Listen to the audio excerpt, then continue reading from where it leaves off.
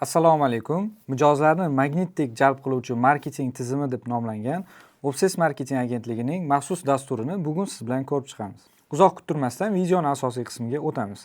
Bu video aynan siz uchun, agar sizni oylik oborotingiz 50 ming dollardan yuqori bo'lsa va har oy reklamaga kamida 2 ming dollar targetga pul sarflayapsiz, lekin natijadan, sotuvdan, marketingdan o'zingiz kutgan natijani olmayapsiz. SMMga pul sarflayapsiz, lekin kontentlaringiz juda ham zerikarli.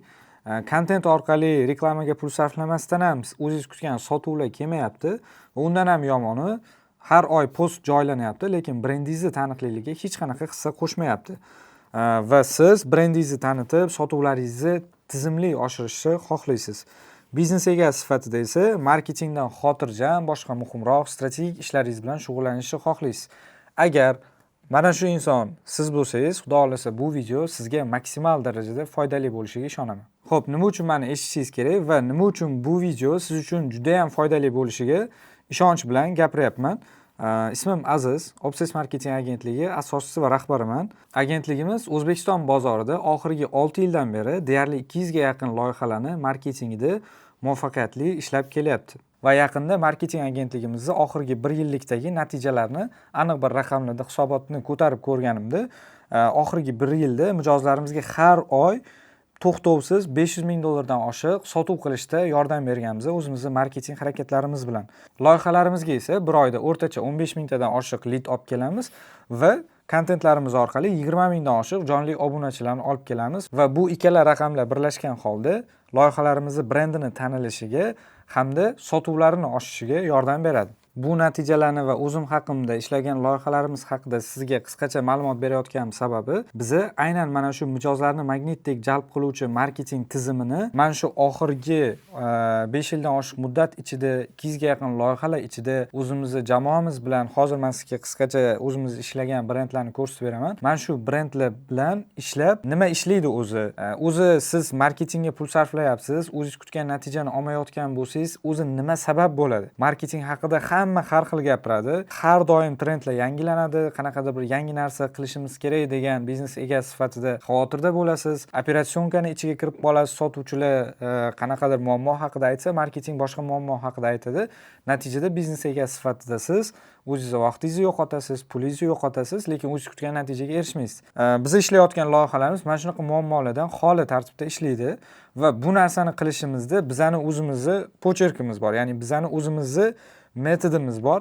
Aynan mana shu natijalarni olib kelayotgan metodimizni sizga mana shu videoda hech qanaqa sirlarini yashirmasdan to'liq qanaqa tartibda ishlaydigan bo'lsak, mana shu tartibda hamma nuqtalarni mana shu videoda sizga yoritib beraman. Aynan mana shu hozir sizga ko'rsatib bermoqchi bo'lgan metodlarimiz va bu orqali kelayotgan natijalar uchun 20 dan oshiq mijozlarimiz bizga 3 ming dollardan oshiq har oy pul to'laydi. Aynan mana shu natijalarni olib kelishimiz uchun siz esa bu videoda undagi o'zingizga kerakli bo'lgan qismlarni olib, o'zingizning marketingingizdagi kamchiliklarni aniqlab, nima qilsa yaxshiroq natijaga erishishingiz mumkinligi haqida bu videoda bepulga bilib olasiz. Qisqacha jamoamiz bilan tanishtiraman. Bu yerda ko'rib turishingiz mumkin. Jamoamizda 20 dan oshiq xodimlar, mutaxassislar, o'zini ishini mutaxassislari faoliyat yuritadi va biz shu vaqtgacha deyarli 200 ga yaqin loyihalar bilan ishlaganmiz. Bu yerda ba'zilarini logolarini ko'rishingiz mumkin. Biz hamkorlik qilgan va uzoq vaqt ishlagan, natijaga olib chiqqan loyihalarimiz va aynan mana shu 200 ga yaqin loyihalardan tashqari siz yuqori ehtimol bilan taniydigan ustoz tadbirkor va ekspertlardan Hasan Mamasaidov,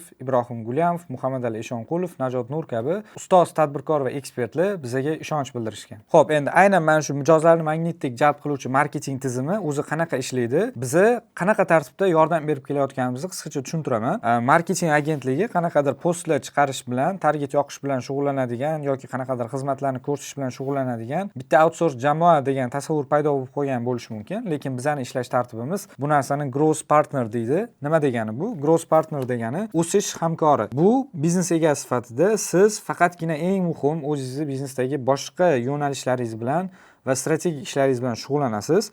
Marketing va sotuv qismini esa bizga ishonib topshirasiz.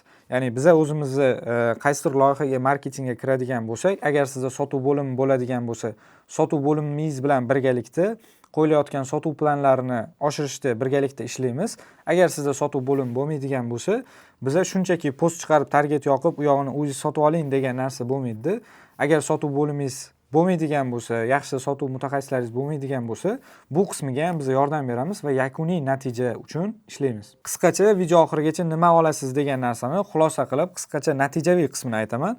Qanaqa qilib biz growth partner sifatida mijozlarimizga har oy $500,000 oshiq sotuv olib kelayotganimiz. Bu sotuvni o'zi, undan tashqari har oy o'rtacha 20 mingtadan oshiq jonli obunachi va 15 mingtadan oshiq lidlarni loyihalarimizni sotuv bo'limiga olib kelayotganimiz.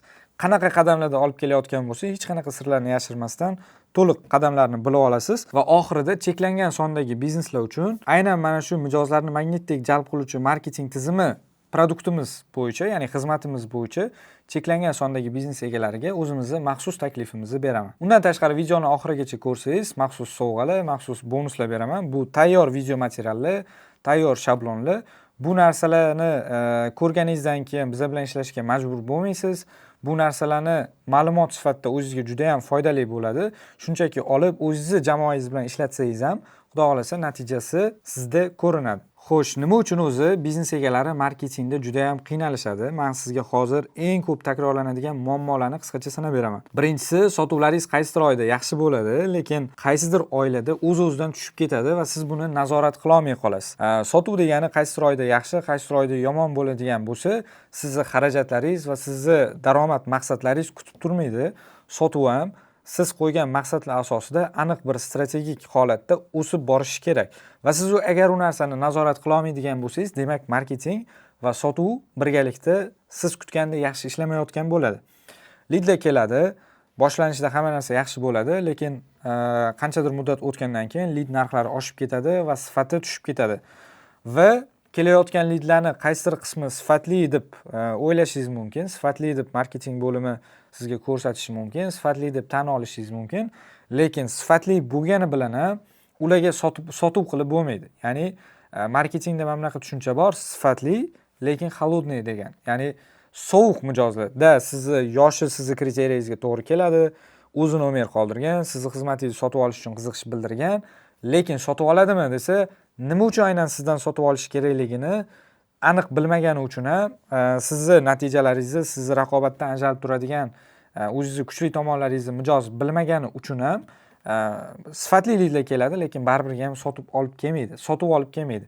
Aynan mana shuning natijasida marketing ham o'zini ishini qilyapti, sotuv ham o'zini ishini qilyapti, lekin oxirida baribir ham pulda rezultat ko'rinmayapti degan muammoga duch kelasiz. Bu muammoni yaxshi yangilik, hozir men sizga sanab berayotgan muammolarimni hammasini hal qilsa bo'ladi. Ya'ni bu muammo, bu narsani aniq bir sabablari bor va u narsani yechimlari ham bor. Video davomida bilib olasiz. SMM qilasiz, lekin brendingiz tanilmaydi, obunachi kelmaydi. Keladigan obunachilar ham sizdan sotib oladigan mijozlar bo'lmaydi. Qanaqadir olib kelinayotgan prosmotr va obunachilar ham nimani orqasidan keladi desa, qanaqadir trend videolarni, sizni mavzuyingizga, brendingizga mos tushmaydigan trend videolarni yoki qanaqadir aytaylik ko'proq prosmotr yig'adigan, lekin sizni sotuviga ta'sir qiladigan bo'lmaydigan videolar orqali kelgan bo'ladi. Yana bitta muammolardan bittasi, vроде siz jamoani nazorat qilyapsiz, jamoa ishlayapti, lekin baribir ham oxirida kutilgan natija bo'lmayapti. Va shu narsalarni eng oxirida kim yutqazadi desangiz, juda ham ko'p holatlarda marketing bo'limi ham o'zini to'lovini oladi, o'zini pulini oladi, qo'pol eshitilishi mumkin. Sotuv bo'limi ham o'zini pulini oladi, reklamaga ham qanchadir pul sarflaysiz va oxirida kim yutqazadi desa, biznes egasi yutqazadi. Oydan oyga vaqti yo'qoladi, puli yo'qoladi, lekin o'zi kutgan rezultatga erishmaydi. Shu narsani to'g'rilash qadamlariga endi yana ham chuqurlashamiz. Endi bu muammolar o'zi qayerdan kelib chiqqan degan savollar beradigan bo'lsak, ko'pchilikda muammo reklamada bo'lmaydi, muammo kontentda o'zida bo'lmaydi. Muammo bitta yaxlit tizim ko'rinishida, aniq bitta tizimni yo'qligida bo'ladi. Aynan shuni orqasida siz o'ylashingiz mumkin, men shu oxirgi qo'ygan postimiz men kutgandek bo'lmadi deyishingiz mumkin. Yoki reklamalarimiz cho'ta bizani mijozlarga yaxshi yetib bormayaptimi degan bir gumonga borib qolishingiz mumkin, lekin asosiy sabablar undan ancha kattaroq va undan ancha ko'rinmas bo'ladi. Masalan, kuchsiz taklif. Marketing bo'limi targetolog bilan ishlaysizmi, SMM komanda bilan ishlaysizmi? Birinchi o'rinda shundoq meni mahsulotim mana bunaqa xizmat ko'rsataman desangiz, uni olib reklama yoqib yuborish kerak emas. O'zi bu taklif yetarli darajada kuchlimi mijozlaringizni ehtiyoji o'rganilganmi, tadqiqot qilinganmi, raqobatchilarning taklifiga chuqurroq kirilganmi, shuni orqasidan bitta kuchsiz tomonlaringizdan kelib chiqib yangi bitta taklif yaratilganmi, undan keyin qadamlarga o'tishimiz kerakmi degan narsalar qilinmagan bo'ladi. Ko'p loyihalar bilan gaplashaman, natija bo'lmayotganiga sabab menga ko'rsatdi, target nastroykani ko'rsatdi. Men shu targetni kamchilik topib bering, qayerda targetologim xato qilyapti. Bu yoqda gap targetologda emas, target nastroykada emas, chiqarilayotgan postlaringizda emas.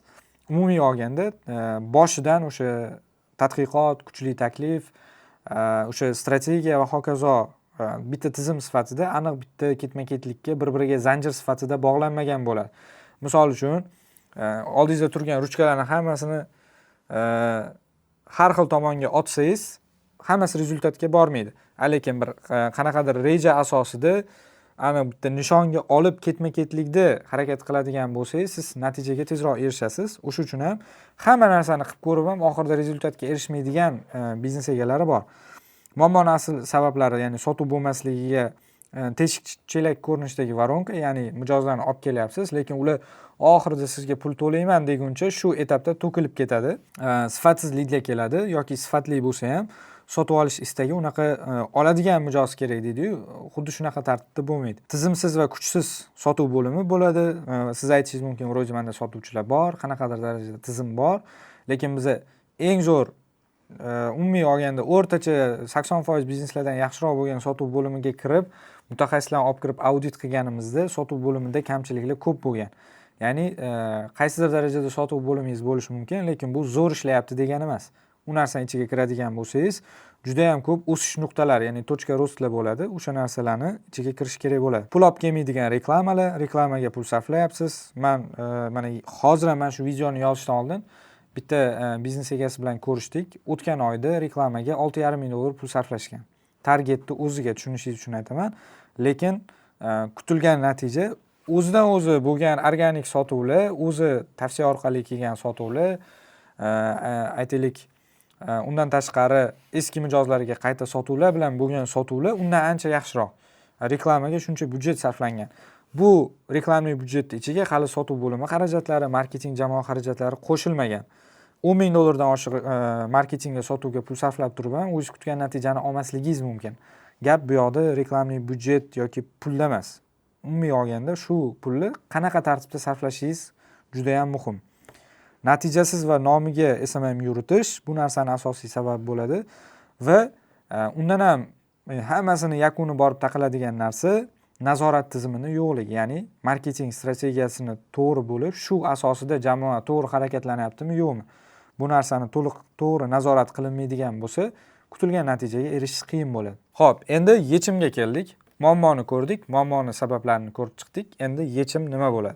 Yechimni biz o'zimiz shunaqa nomlaganmiz. Mijozlarni magnitdek jalb qiluvchi marketing tizimi nima uchun bunaqa nomlaganmiz? Chunki siz mana shu strategiya asosida mana shu qadamlarni to'g'ri amalga oshiradigan bo'lsangiz, mijozlaringizni orqasidan quvib yurmaysiz. Qayerqadir ko'chaga chiqib mijoz qidirish kerak bo'lmaydi.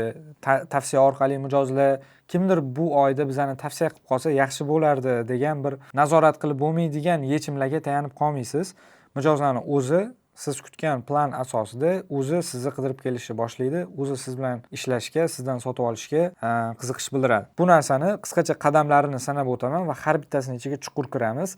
Aynan mana shu qadamlarda siz marketing bo'limingizni jonli audit qildirib olishingiz mumkin. Men sizga hozir qanaqadir qadamlarni aytib beraman va shu qadamlarni men aytayotgan paytimda shu narsalar bizda bormi, yo'qmi degan joyda o'zingizga tahlil qilib boring. O'zingizga maksimal darajada chalg'imasdan mana shu videoni oxirigacha ko'ring. Chunki men sizga hozir juda ham bir vaqtingizni, pulingizni tejaydigan qimmat narsalarni gapiraman. Videoni oxirigacha ko'rish, videoni davomiyligi qanaqa bo'ladi men bilmayman. Videoni ko'proq odam ko'rishiga men moslashtirmayman. Videoni qiymat berishga moslashtiraman. Shuning uchun ham videoni oxirigacha ko'rish, kerakli joylarda qaydlar olish, chalg'imaslik sizga yaxshiroq yordam beradi. Birinchisi, kuchli tadqiqot asosida mijozlar va raqobatchilarni bozori chuqur tahlilini o'tkazish. Agar kimdir sizga mana shu narsani qadamni chuqur ichiga kirmasdan turib yoki yuzaki o'tkazib turib reklamalaringizni ishga tushiradigan bo'lsa yoki reklamaga ssenariy beradigan bo'lsa yoki kontent chiqaradigan bo'lsa, biling bu yoqda уже taxmin birinchi qadamni o'zidan boshlandi. Siz aniq bir raqamlarga, aniq bir dataga, ma'lumotga asoslanib ish qilganingizni vaqtingiz va pulingiz tejaladi. Aynan mana shu qadamni o'tkazib yuborib ish boshlasa, bo'ldi, xato birinchi qadamni o'zidan qilingan bo'ladi. Ikkinchisi, mijozlar rad etishga ojizlik qiladigan kuchli taklif. Bu nima degani? Siz aytishingiz mumkin, men mana bunaqa xizmat ko'rsataman yoki mahsulotim mana bunaqa, narxi mana bunaqa. Boshqalarga qaraganda siz qaysi raqobatchilaringizni bilishingiz mumkin. Ulardan ko'ra biz yaxshiroq ishlaymiz deyishingiz mumkin. Lekin bu narsa aniq bitta upakovka ko'rinishida, taklif ko'rinishida upakovka qilinmagan va mijozlaringizga shu narsa to'g'ri yetkazib berilmagan bo'lsa, sizni boshqalardan farqingizni mijozlar bilmaydi. Siz bu narsani to'g'ri upakovka qilib va to'g'ri yetkazib bergan taqdiringizdagina mijozlar his qiladi. Men juda ham ko'pchilik biznes egalari bilan gaplashganimda, bizda mana shunaqa qiymatlar bor, lekin yetkazib bera olmayapmiz deydi. Nimaga yetkazib bera olmayotgan bo'ladi desangiz, o'sha taklifini to'g'ri o'sha upakovka qilib, to'g'ri yetkazib berish qadamlari amalga oshirilmagan bo'ladi. Undan tashqari, oddiy sababi nima uchun men kutgandek sotuvlarim oshib bormayapti desangiz, sizni yetarlicha inson tanimasligi mumkin. Siz 5 yildan beri, 10 yildan beri ishlayotgan bo'lishingiz mumkin. Bozorda siz to'g'ri necha mingtadir mijozga xizmat ko'rsatgan bo'lishingiz mumkin. Lekin bu degani hozir raqobat kuchayib internet sohasida, marketing sohasida, Instagram davrida, sun'iy intellektli kirib kelayotgan davrda sizni biladigan, o'zingizni offlaynda biladigan mijozlaringiz bilan rezultat qilish qiyin. Bozorda yashab qolish qiyin. Shuning uchun ham brendingizni doimiy tanilishi sizni sotuvlaringizni osonlashtiradi. Va shunchaki taniqlilik uchun, misol uchun bitta mashhur bloger olib kelib reklama qilib, men tanilaman deb o'ylayotgan bo'lsangiz, tanilsangiz ham sotuvingizga ta'sir qilmasligi mumkin yoki qanaqa tanitishdan tashqari, qanaqa tartibda, qanaqa imijda, qanaqa pozitsiyada tanilaman degan maqsadingiz bo'lmasa, sizni hamma taniydi, lekin sizdan sotib olmasligi yoki sizga nisbatan boshqacha bir tasavvurda qolishi mumkin. Shunaqa holat bo'lmasligi uchun brendingizni tanitish va uni to'g'ri pozitsiya qilish degan narsaning ustida ham ishlashingiz kerak. Sizni umuman tanimaydigan odamni pul to'laydigan mijozga aylantiradigan reklama sistemangiz to'liq bo'lmasligi mumkin. Aynan mana shu bizani hozir gapirayotgan magnitdek jalb qiluvchi marketing tizimida aynan mana shu qism eng muhim qismlardan bittasi hisoblanadi. Undan tashqari, hamma qilayotgan ishingizni rezultatini ko'rsatib beradigan joy bu sizni sotuv bo'limingiz. Call centerda sizni xodimlaringiz qanaqa gaplashayotgani, mijozlar kelganda ularni qanaqa kutib olib, qanaqa taklif berib, qanaqa ushlab qolishi, mana shu narsalar hal qiladi. Endi agar bu tizimni to'g'ri yo'lga qo'yadigan bo'lsangiz, qanaqa rezultatga erishasiz degan narsa bo'yicha gaplashamiz. Birinchi o'rinda lidlaringiz sifati oshadi. Ya'ni sizga murojaat qilayotgan odamlar shunchaki nomer qoldirgan nomerlar emas. Endi ular haqiqiy sizdan sotib olish istagi yuqori bo'lgan, sizni talablaringizga javob beradigan mijozlar. Sifat oshishini mana shunaqa mijoz ko'rinishida tasavvur qilsangiz bo'ladi. Kontentlaringiz kuchayadi. Kontentlaringiz zerikarli, to'satdan qanaqadir trendlarga ergashib ketadigan postlar emas, yoki umuman prosmotr olmaydigan, sotuv ham olmaydigan postlar emas, endi haqiqiy brendingizni tanitadigan, sotuvlaringizni osonlashtirib beradigan kontentga aylanadi. Sotuv konversiyangiz oshadi. Sotuvchilaringiz o'zini ustida ishlamagan taqdirda ham marketingdan kelayotgan lidlarning sifati oshgani hisobiga sotuvchilaringiz o'sha ishni o'zi bilan ham yaxshiroq natija qiladi. Reklama va marketing xarajatlaringiz tushadi. To'g'ri marketing qilinadigan bo'lsa, bu o'z-o'zidan xarajatlarni tushishiga olib keladi. Bitta mijoz narxi bor, buni ko'pchilik tadbirkorlar biladi va xuddi shuncha ko'pchiligi bilmaydi. Bitta mijoz narxi eng muhim metrika. Marketingda, sotuvda lid narxlari qiziq emas. Sizga o'sha mijozlarni kelib pul to'lashi va shu bitta mijoz kelib sizga pul to'laguncha siz marketingga, reklamaga, sotuvga qancha xarajat qilganingiz, o'zini oqlayaptimi, oqlamayaptimi degan narsani fakt tomonidan belgilab beradigan narsa aynan mijoz narxi bo'ladi. Aynan mana shu narsa tushadigan bo'lsa, siz xuddi bozorga o'xshaydi. Korzinkaga chiqib nimadir narsa sotib olsangiz, qancha pul to'lasangiz, shuncha ko'p sotib olasiz. Mijoz narxingiz qancha arzon bo'lsa, pul to'laganingizda shuncha ko'proq yana mijozni sotib ola olasiz. Bu xuddi mashinkaga o'xshaydi. Pul solasiz, marketingga, reklamaga, sotuvga va shu o'zini o'zi oqlaydigan va yaxshi natija olib keladigan darajada yana mijozlar keladi. Va qisqacha qilib aytadigan bo'lsak, marketing sizga stress, bosh og'riq emas, o'sish instrumenti bo'lib qoladi. Xo'p, aynan mana shu 6 ta qadamni bizni loyihalar bilan hamkorlik qilayotganimizda mijozlarni magnitdek jalb qiluvchi marketing tizimini, mana shu hozir sizga qisqacha aytib bergan qismini biz loyihalar bilan hamkorlikni boshlaganimizda marketing agentligi sifatida qanaqa etaplarda qilishimizni endi haqiqiy ishlarini ichkaridan ko'rsataman. Birinchisi, biz bu narsani biznesni his qilish etapi deymiz.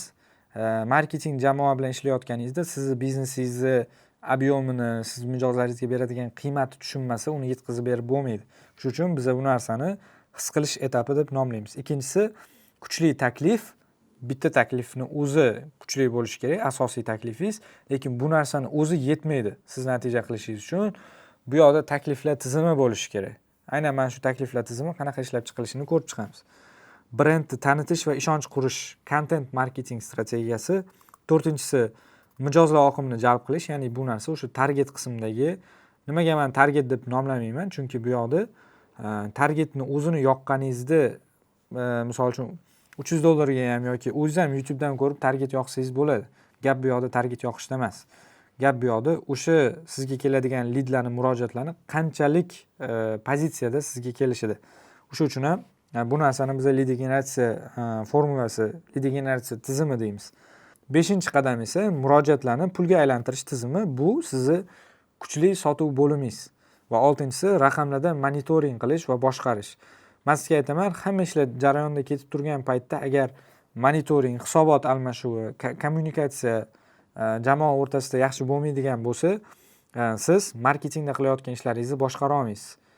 Bu narsa uchun aynan monitoring tizimi, raqamlarda siz biznes egasi sifatida o'zingiz boshqarishingiz kerak bo'lgan narsalarni ko'rib turadigan bo'lsangiz-gina holat yaxshimi yoki yomonmi bilasiz.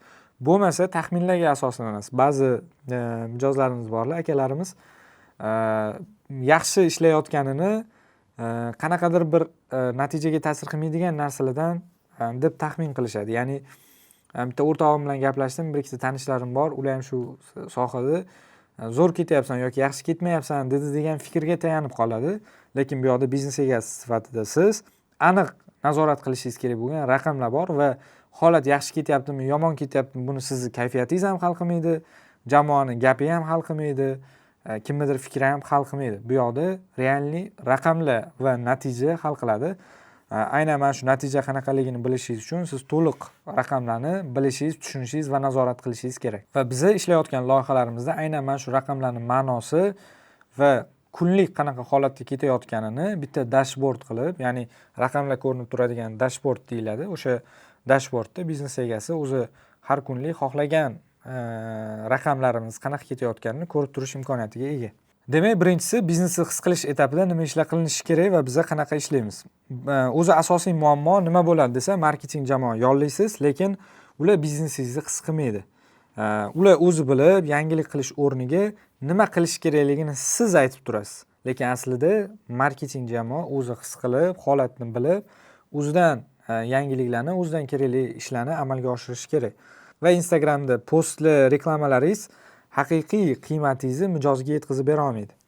Yollagan jamoangiz bir ikkita syomkalarda ko'rasiz xolos va biznesingizga kelib, jarayon ichiga kirayotganini his qilmaysiz. Aynan mana shu muammolarni bizani o'zimizni mijozlarimizda ham bo'lgan. Bizani ofisimiz bor. Misol uchun biz aytamiz, biz Nesvanda o'tiramiz, ofisimiz bor, jamoamizda 20 dan oshiq xodimlar bor deymizda, shunaqa ishlab turgan jarayonimizda biz ofisimizda o'tirib ish qilyapmiz-da, lekin u yoqda biznesni ichida, loyihalarimiz ichida boshqacha jarayonlar ketishi mumkin.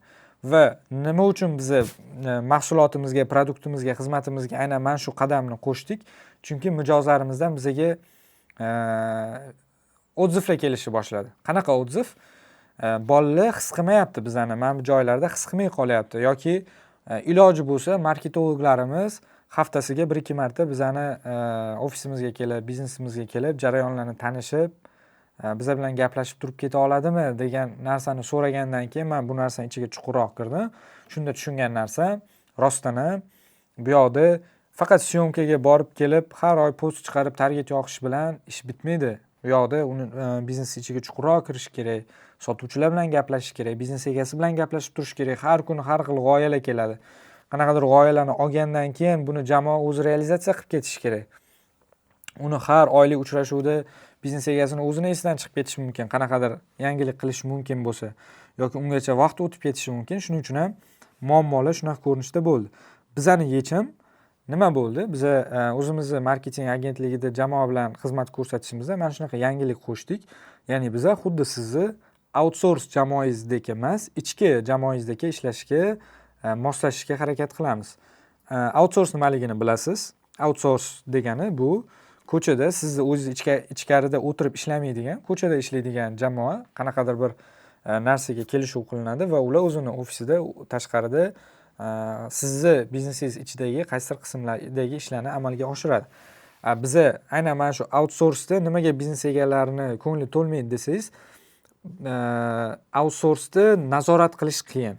Qaysidir jamoa bilan ishlasangiz, misol uchun siz bir haftada aytaylik, bir oyda 4 marta, 5 marta qanaqadir syomka jarayonlarini, ish jarayonlarini syomka o'tkazib, ish jarayonlarini yoritib berish kerak desangiz, lekin aniq bitta reja asosida mana shu vaqtga biz bora olamiz deydigan bo'lsa, bu yoqda jamoa qiyinchilik bo'ladi. Bizda aynan mijozlarimizda e'tiroz tushganlardan yana bitta holati, biza marketing agentstva sifatida bizda professional video jamoamiz ishlaydi. Bular bilan biz rejalashtirib ishlay olamiz. Faqatgina rejadan tashqari syomka belgilashimiz qiyin. Chunki outsourceda bizani agentlik sifatida bunaqa imkoniyatimiz cheklangan. Mana shu narsani to'g'rilash uchun biza sizni jamoangizdagi his qilish uchun biza o'zimizni professional video jamoamizdan tashqari mobilograflarni biriktirdik loyihalarimizga. Bular shoshilinch syomka chaqirib qolinadigan bo'lsa, misol uchun tovarlar chiqib ketyapti yoki mijozlar kelyapti, qanaqadir ish jarayonlari bo'lyapti yoki mana bunaqa mijozlar kelganda biz ham mana bunaqa xizmat ko'rsatib qolyapmiz, buni syomkada yoritish kerak deydigan joy bo'ldi va biz ham mana shunaqa qilib hal qildik. Undan tashqari, hozir aytganimdek, marketologimizni o'zi ish boshlanishida chuqur analiz qilib, bozor tadqiqotini bilib, loyihangiz ichiga chuqurroq kirish uchun shunchaki siz ofisga chaqirib yoki ofisingizga borib 1 soat brief o'tkazib, shu bilan borib ish qiladigan holatda edi bizani oldingi holatimiz va biz shu narsani o'zgartirdik. Endi marketologimiz loyihamiz ish boshlanganda loyihamizga 2-3 kun, balkim 3-4 kun davomida borib, u yoqdagi proses ichiga chuqurroq kirib, holatni aniqlab, maqsadlarni aniqlab, keyin strategiya tuzish etapiga o'tadigan qildik. Endi biznesni his qilish etapi nima uchun kerakligini tushundik. Shunchaki tashqaridan turib mohiyatni, maqsadlarni aniq tushunmasdan turib ishlaydigan bo'lsa, bo'ldi, bundan bu yoqda ketadigan ishlarda natijaga juda ta'sir qiladi. Shunaqa holat bo'lmasligi kerak. His qilish etapida endi nimalar qilinadi o'zi bu tushundim. Nima uchun biz jamoa his qilish kerakligini tushundim. Lekin o'zi bu jarayonda nima qilinadi degan savol bo'ladigan bo'lsa, bu yoqda birinchi o'rinda o'sha marketingda bilasiz, 4 ta P bor. O'sha sizni produktingizni narxi, qanaqa joylarda bo'ladigan bo'lsa, ya'ni placement, ya'ni qanaqa joylarda bo'ladigan bo'lsa, sotuv bo'ladi. Undan keyingina promotion, reklama, content ustida ishlash kerak. Ko'pchilikda xato, bizning o'zimizda ham shunaqa xatolar bo'lgan, ya'ni mahsulotning ichiga chuqur kirmasdan, to'g'ri narx belgilanganmi, narxni qanaqadir imkoniyatlarini yana mijozlarga moslashtirilganmi, ya'ni targetdan, Instagramda reklama yoqishdan tashqari yana qaysi kanallar bor, qaysi loyihalarda ishonishingiz qiyin bo'lishi mumkin. OLX yaxshiroq ishlaydi, marketing, Zoom yaxshiroq ishlaydi. Qaysidir loyihalarda offline agentlarni o'zi borib, offline seminarlar o'tkazib ishlaydigan bo'lsa yaxshiroq ishlaydi. Sotuv kanali marketingda bitta emas. Sizda sotuv kanali ko'p. Lekin faqatgina Instagramda post chiqarib reklama yoqishni o'zi yordam bermasligi mumkin. O'sha uchun aynan shu marketingdagi 4 ta P ni ichiga chuqurroq kirishni biz o'zimizning xizmatimizga qo'shdik. Undan tashqari kompaniyani o'zi maqsadlari qanaqa? Misol uchun ish boshlashdan oldin menga natija kerak deyilsa-yu, marketing jamoa bilan biznes egasi natijani raqamda kelisha olmaydigan bo'lsa, oxirida siz xafa bo'lasiz, marketing jamoa menga rezultat qilib bera olmadi deb, va undan ham yomoni marketing jamoa ham sizdan xafa bo'ladi. Nimaga? Natija qilib berdim, lekin mendan недовольный, mendan ko'ngli to'lmayapti biznes egasini degan fikrga kelib qoladi. Nimaga bunaqa bo'ladi desa, natijani hamma o'zicha tushunadi. Siz natija deganda boshqa narsani tushunasiz, jamoa boshqa narsani tushunadi. Oxirida hamma o'zi uchun haq. hamma o'zini bildirayotgan fikri uchun o'zini argumentini bildiradi, lekin bunaqa tartibda natija qilib bo'lmaydi. O'sha uchun kompaniyani maqsadlarini raqamlarda siz ochishingiz kerak. Biz ham mana bunaqa maqsadlar qo'ydik, mana bunaqa narsalar ustida ishlayapmiz. Keyingi qadamlarimiz mana bunaqa degan joyda marketing jamoa shu narsani his qilib, marketing strategiyasi qadamlarini shunga moslashtirib berishi kerak. Va keyingisi o'sha jamoangiz ish jarayonlari bilan tanishib, sotuvga oid ma'lumotlarni yig'ish, mijozlarni analiz qilish, telefon orqali, telefondan tashqari jonli mijozlaringiz o'zi bilan gaplashganda ham juda ham ko'p insight olish mumkin. Aynan mana shunaqa 3-4 kun sizni biznesingizga borib ishlash jarayonimizda mana shu narsalar e'tiborga olinadi va mana shu narsalar ustida ishlanadi. Raqobatchilar analizi, birinchisi internet orqali ular qanaqa kontent qilyapti, qanaqa reklama chiqaryapti, telefon orqali ularga mijoz bo'lib, maxfiy mijoz bo'lib telefon qilib ko'rib, qanaqa takliflar beryapti. Hattoki bizda shunaqa narsa bor. Raqobatchilarning analizida maxfiy mijoz sifatida aynan tayyorlangan sotuvchilar borib telefonda gaplashishdan tashqari borib ofisiga klient ham bo'lib ko'radi. Kerak bo'lsa qanaqadir joylarda mahsulotini sotib olib ko'riladi. Ya'ni biza berayotgan mahsulotimiz, taklifimiz raqobatchilardan ko'ra yaxshiroq bo'lishi kerak. Bu uchun biz raqobatchilarning taklifini bilishimiz kerak. His qilish etapida aynan mana shu narsalar bilinadi.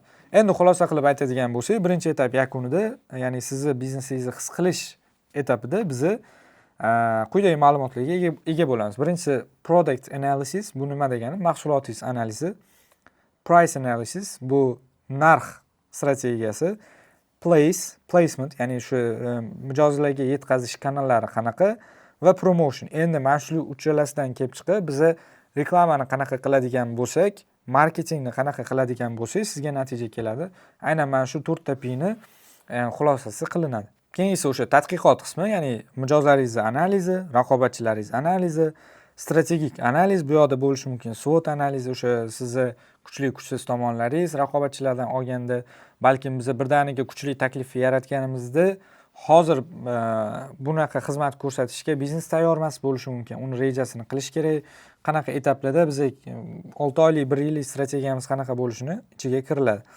Biznes marketing maqsadlari aniq raqamlarda belgilanadi va shundan kelib chiqib aniq marketing rejasi tuziladi va shu bilan biznesni his qilish etapida bizga kerakli hamma ma'lumotlarni olib, ma'lumotlar almashinuvi, jamoalar bir-birini tanib olishi, chunki odatda men biznes egasi bilan yaxshi gaplashaman, biznes egasi bilan hamma narsani kelishamizda, bizda nima xato bo'lgan? Men borib biznes egasidan olgan visionlarni, maqsadlarni men o'zim tushunaman-da, borib jamoamga shunaqa yetkazib bermayman. Va biznes egasi ham men bilan nima narsalarni kelishuv qilganini borib o'zini jamoasiga aniq bir ochib bermaydi. Shuni hisobiga biz yaxshi kelishamiz, hamma narsa yaxshi bo'ldi, lekin ish boshlangandan keyin siz o'zingiz har bitta protsessga aralashmaysiz, o'zingiz jamoangizni biriktirasiz. Men o'zim jamoamni biriktiraman va shuni orqasida ikkita jamoa bir-birini yaxshi tushunmagani uchun jamoalar orasida qanaqadir miskommunikatsiyalar kelib chiqishi boshlaydi. Tushunmovchiliklar kelib chiqishi boshlaydi va bu narsa ish jarayonini tezligiga juda yomon ta'sir qiladi va natijaga ham ta'sir qiladi. Aynan his qilish etapida jamoalar bir-birini tanib olishi, hamma qo'yilayotgan maqsadlarni hamma qanaqa qo'yildi, nima ishlar qilinishini tushunib olishi kerak. Va shundan keyin ikkinchi qadamga o'tiladi. Bu kuchli taklif va takliflar tizimi deb nomlanadi. Bu yerda nima bo'ladi desangiz, asosiy muammolar, ko'pchilik o'ylaydi sotuvlarning oshmasligining asosiy sababi bu reklamalarimiz kuchsizligi deb o'ylaydi. Yoki odamlar reklamalarimizni ko'rmayapti, bizning mijozlar boshqa odamlarga ko'rinyapti, sifatsiz odamlarga ko'rinyapti deydi. Lekin aslida ishoning, reklamalaringizni odamlar ko'ryapti, mijozlaringiz ko'ryapti. Lekin reklamalaringizga reaksiya bildirish uchun, sizdan sotib olish uchun yetarlicha sabab bermayotganingiz uchun ular reklamalaringizni ko'rib shunchaki o'tkazib yuboryapti. Va siz bu yoqda pul yo'qotyapsiz, vaqt yo'qotyapsiz. Hamma bilan bir xil kuchsiz taklif berayotgan bo'lishingiz mumkin. Ya'ni mijozlar mana bunaqa narsa bordi. Misol uchun men yaqinda uy sotib olish uchun uylarning reklamasini ko'rishni boshladim va bitta taklif menga qiziq bo'ldi-da, men o'zimni telefon raqamimni qoldirdim. Shundan keyin har ikkita reels o'rtasida menga uylarning reklamalari chiqib kelyapti. Men o'zim shu sohada bo'lganim uchun, mijoz sifatida, marketing sohasida bo'lganim uchun endi o'zimni mijoz pozitsiyasiga qo'yib ko'rdim. Men mijoz pozitsiyasida ligimda aynan mana shu 2 kun ichida 50 dan oshiq qurilish kompaniyalarini uy sotib olish bo'yicha menga takliflari chiqdi. Endi tasavvur qiling, hamma har xil takliflar beryapti, hamma blogerlar bilan ishlayapti, hamma reklamaga katta byudjet sarflayapti, lekin men hech qaysi birini esimda saqlamasligim mumkin. Ya'ni telefon qildim, har kuni menga telefon bo'lyapti, ko'pchilikka nomer qoldirganim uchun ba'zida men telefonni ko'tara olmayman, chunki men har doim bo'sh emasman telefon qilganda. Kim yutib chiqyapti oxirida desangiz, men bilan ko'proq kontakt ushlaganlar, telefon qilganda ko'tarmasam, Telegramdan yozib, SMSdan yozib, bir marta ko'tarmagan holatimda ikkinchi, uchinchi marta kunni har xil vaqtlarida telefon qilib va kuchli taklifini yetkazib bergan odamlarning ofisiga men bordim. Men hozir aytganda 20 dan oshiq kontakt qoldirgan bo'lishim mumkin, lekin bor yo'g'i ikkitasini ofisiga bordim va bittasi bilan sotib olishim mumkin. O'shanda ham undan keyingi qismlari yaxshi bo'lsa, bitta mijoz sifatida tasavvur qilishingiz uchun men bu narsani aytib berdim. Bitta mijoz sifatida siz aytishingiz mumkin, men bunaqa narsani qilyapman, lekin rezultat bo'lmayapti. Biling, bu narsani hamma qilyapti. Agar siz boshqacharoq qilmasangiz, mijozli nima uchun sizni tanlash kerakligini bilmaydi. Shuning uchun ham bu qismlar juda ham muhim. Ya'ni aynan taklif qismi aynan mana shu uchun ham muhim. Odamlaringiz reklamani ko'radi, lekin sotib olish uchun yetarlicha taklif bermayotgan bo'lasiz. Hamma bilan bir xil kuchli taklif berayotgan bo'lishingiz mumkin. Bozor tendensiyalari o'zgarayotgan bo'lishi mumkin. Siz oxirgi marta tadqiqot qilganingizga, raqobatchilaringizni analiz qilganingizga, mijozlaringiz bilan gaplashib ko'rganingizga ancha bo'lgan bo'lishi mumkin.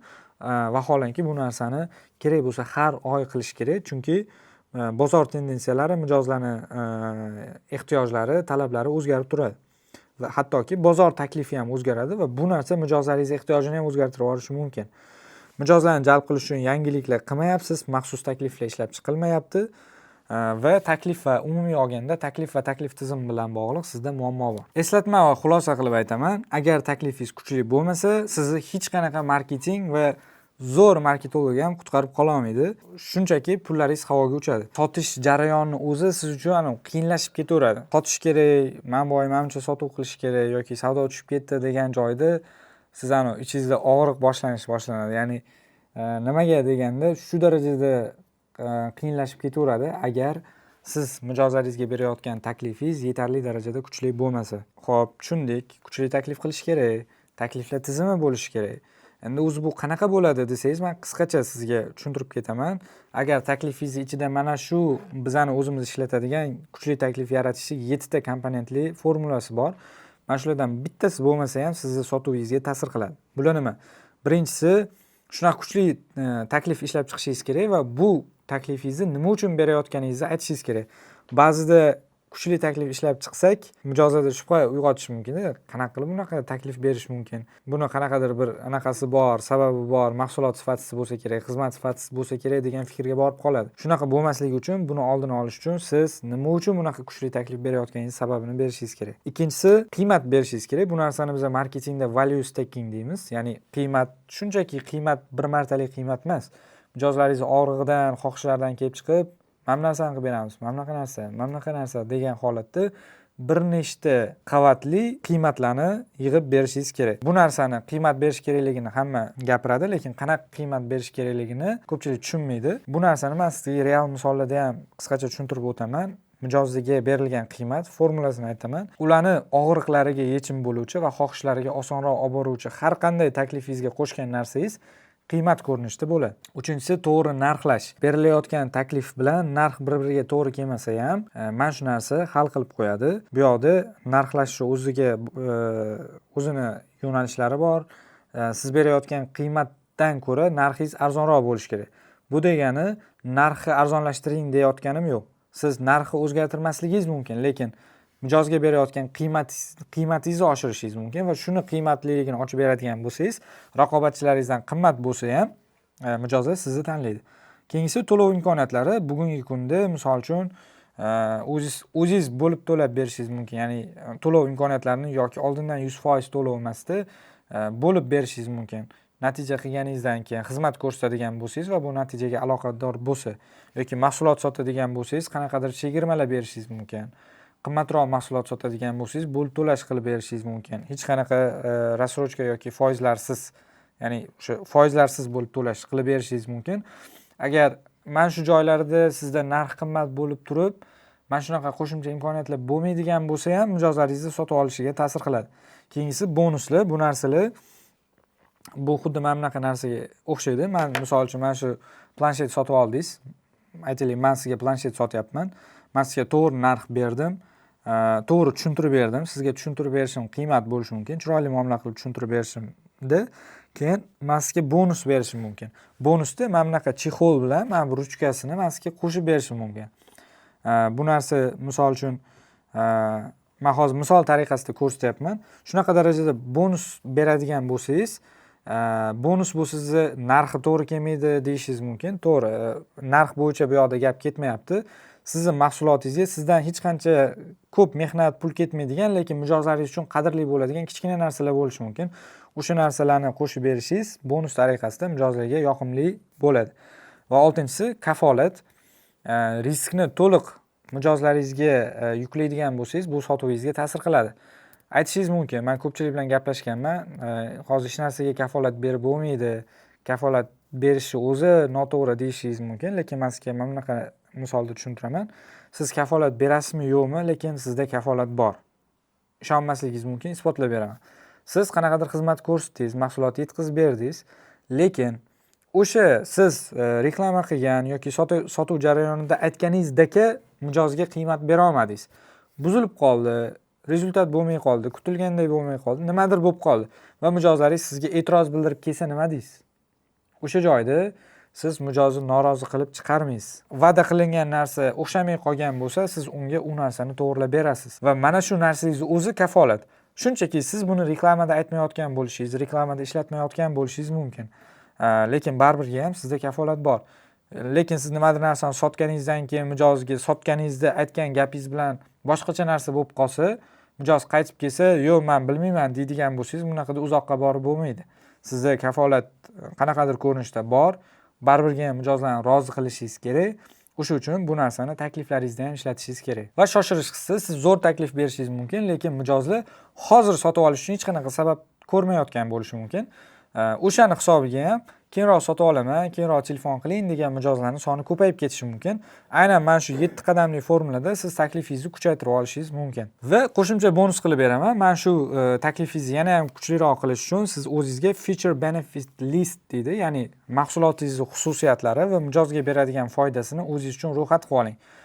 Misol uchun aytishingiz mumkin, mana bunaqa funksiyasi bor va bu sizga mana bunaqa narsa beradi. Misol uchun iPhone reklamalarida ko'radigan bo'lsangiz, saytida ko'radigan bo'lsangiz, o'sha batareykasi necha amperligini ko'rsatib beradi, lekin shu bilan cheklanib qolmaydi. Misol uchun, batareykasi mana bunaqa amperlik, endi siz buni ishlatganingizda 1 kun davomida zaryadga qo'yishingizga to'g'ri kelmaydi. Mana bunaqa ishlarni amalga oshirsangiz ham zaryadkasi manimcha soatga yetib beradi degan narsani bersa, siz mijoz sifatida qiymat olasiz. O'sha uchun ham bu yoqda o'sha funksiyalardan tashqari mijozga beriladigan qiymat qismini ham tushunib olishingiz kerak va bu narsani reklamalaringizda, kontentlaringizda ochib berishingiz kerak. Keyingisi, mana shunaqa kuchli taklif berganingizdan keyin ham mijozlaringiz sizdan sotib olmasligi mumkinmi? Mumkin. Nima sabab bo'lishi mumkin? O'sha e'tirozlarning ro'yxatini shakllantirib, ularga yechim berishingiz kerak. Endi asosiy kuchli taklifingizdan tashqari sizda qo'shimcha taklif komponentlari bo'lishi kerak. Bu mijozlaringizni osonroq jalb qilishga va ularga qayta sotuv qilishingizga yordam beradi. Chunki agar sizda qayta sotuvlar bo'lmaydigan bo'lsa yoki qanaqadir sezonniy aksiya yoki shunga o'xshash siz tushunadigan aksiya tilida tushuntiryapman. Qanaqadir bir maxsus takliflaringiz bo'lmaydigan bo'lsa, faqat bir xil taklifni o'zi bilan qiynalishingiz mumkin. O'sha uchun sizda qo'shimcha takliflar tizim bo'lishi mumkin. Bu narsalar nima? Aksiya bo'lishi mumkin, chegirma bo'lishi mumkin, vaucher bo'lishi mumkin. Oddiy misol, siz qanaqadir taklif berayotgan paytingizda qanaqadir summali vaucherni bonus qilib berishingiz mumkin. Keyingi safar shu vaucherni olib keladigan bo'lsa, siz o'sha vaucherda beradigan mahsulotingizni bepulga berasiz. Lekin bu sizga o'sha mijozni qayta va qayta sotib olishiga yordam beradigan bitta instrument bo'ladi va bu sizga ancha arzonga tushadi. O'sha uchun ham shunaqa oddiy, kam xarajat qilib mijozlarni qayta sotib olishiga va yangi mijozlarni osonroq jalb qilishga yordam berishi mumkin. Maxsus bayramlar bor. Misol uchun Hayit bayrami bo'lishi mumkin, Ramazon munosabati bilan deyish mumkin. 8-mart bo'lishi mumkin va hokazo. O'sha bayramlarda qanaqadir maxsus kunlarda maxsus chegirmalar berish mumkin. Yoki maxsus takliflar, u aynan chegirma bo'lishi shart emas. Vaqt bilan chegaralangan takliflar, ya'ni qanaqadir bitta maxsus taklif ishlab chiqdingiz, faqatgina mana shu kun davomida amal qiladi, undan keyin bu taklif o'zini kuchini yo'qotadi deyishingiz mumkin. Mana shu narsa ham maxsus taklifga kiradi. Va bugungi kunda ko'ryapsiz, uy sotuvlarida, kurs sotuvlarida zapusk format, ya'ni ta'lim sohasida, qurilish sohasida zapusklarni yaxshi natija berayotganini ko'ryapsiz va bu instrumentni boshqa yo'nalishlarda ham foydalansa bo'ladi. Agar siz ta'lim qurilish sohasida bo'lsangiz, bu narsani allaqachon parallel ravishda ishlatsangiz bo'ladi. Ya'ni bu degani faqat zapuskka o'tib ketishingiz kerak degani emas. Zapuskni ishlatib turib, qo'shimcha umumiy marketingni, zapusk degani o'zi bu marketingni misol oladigan bo'lsak, juda ham bir kichik instrument xolos. Bu umuman boshqa narsa degani emas. Shu marketingni bitta instrumenti. U narsadan ham to'g'ri foydalanadigan bo'lsangiz, natijangizga yaxshi ta'sir qiladi. Cheklangan sondagi mijozlar uchun maxsus taklif berishingiz mumkin va yana mana bunaqa narsa bor.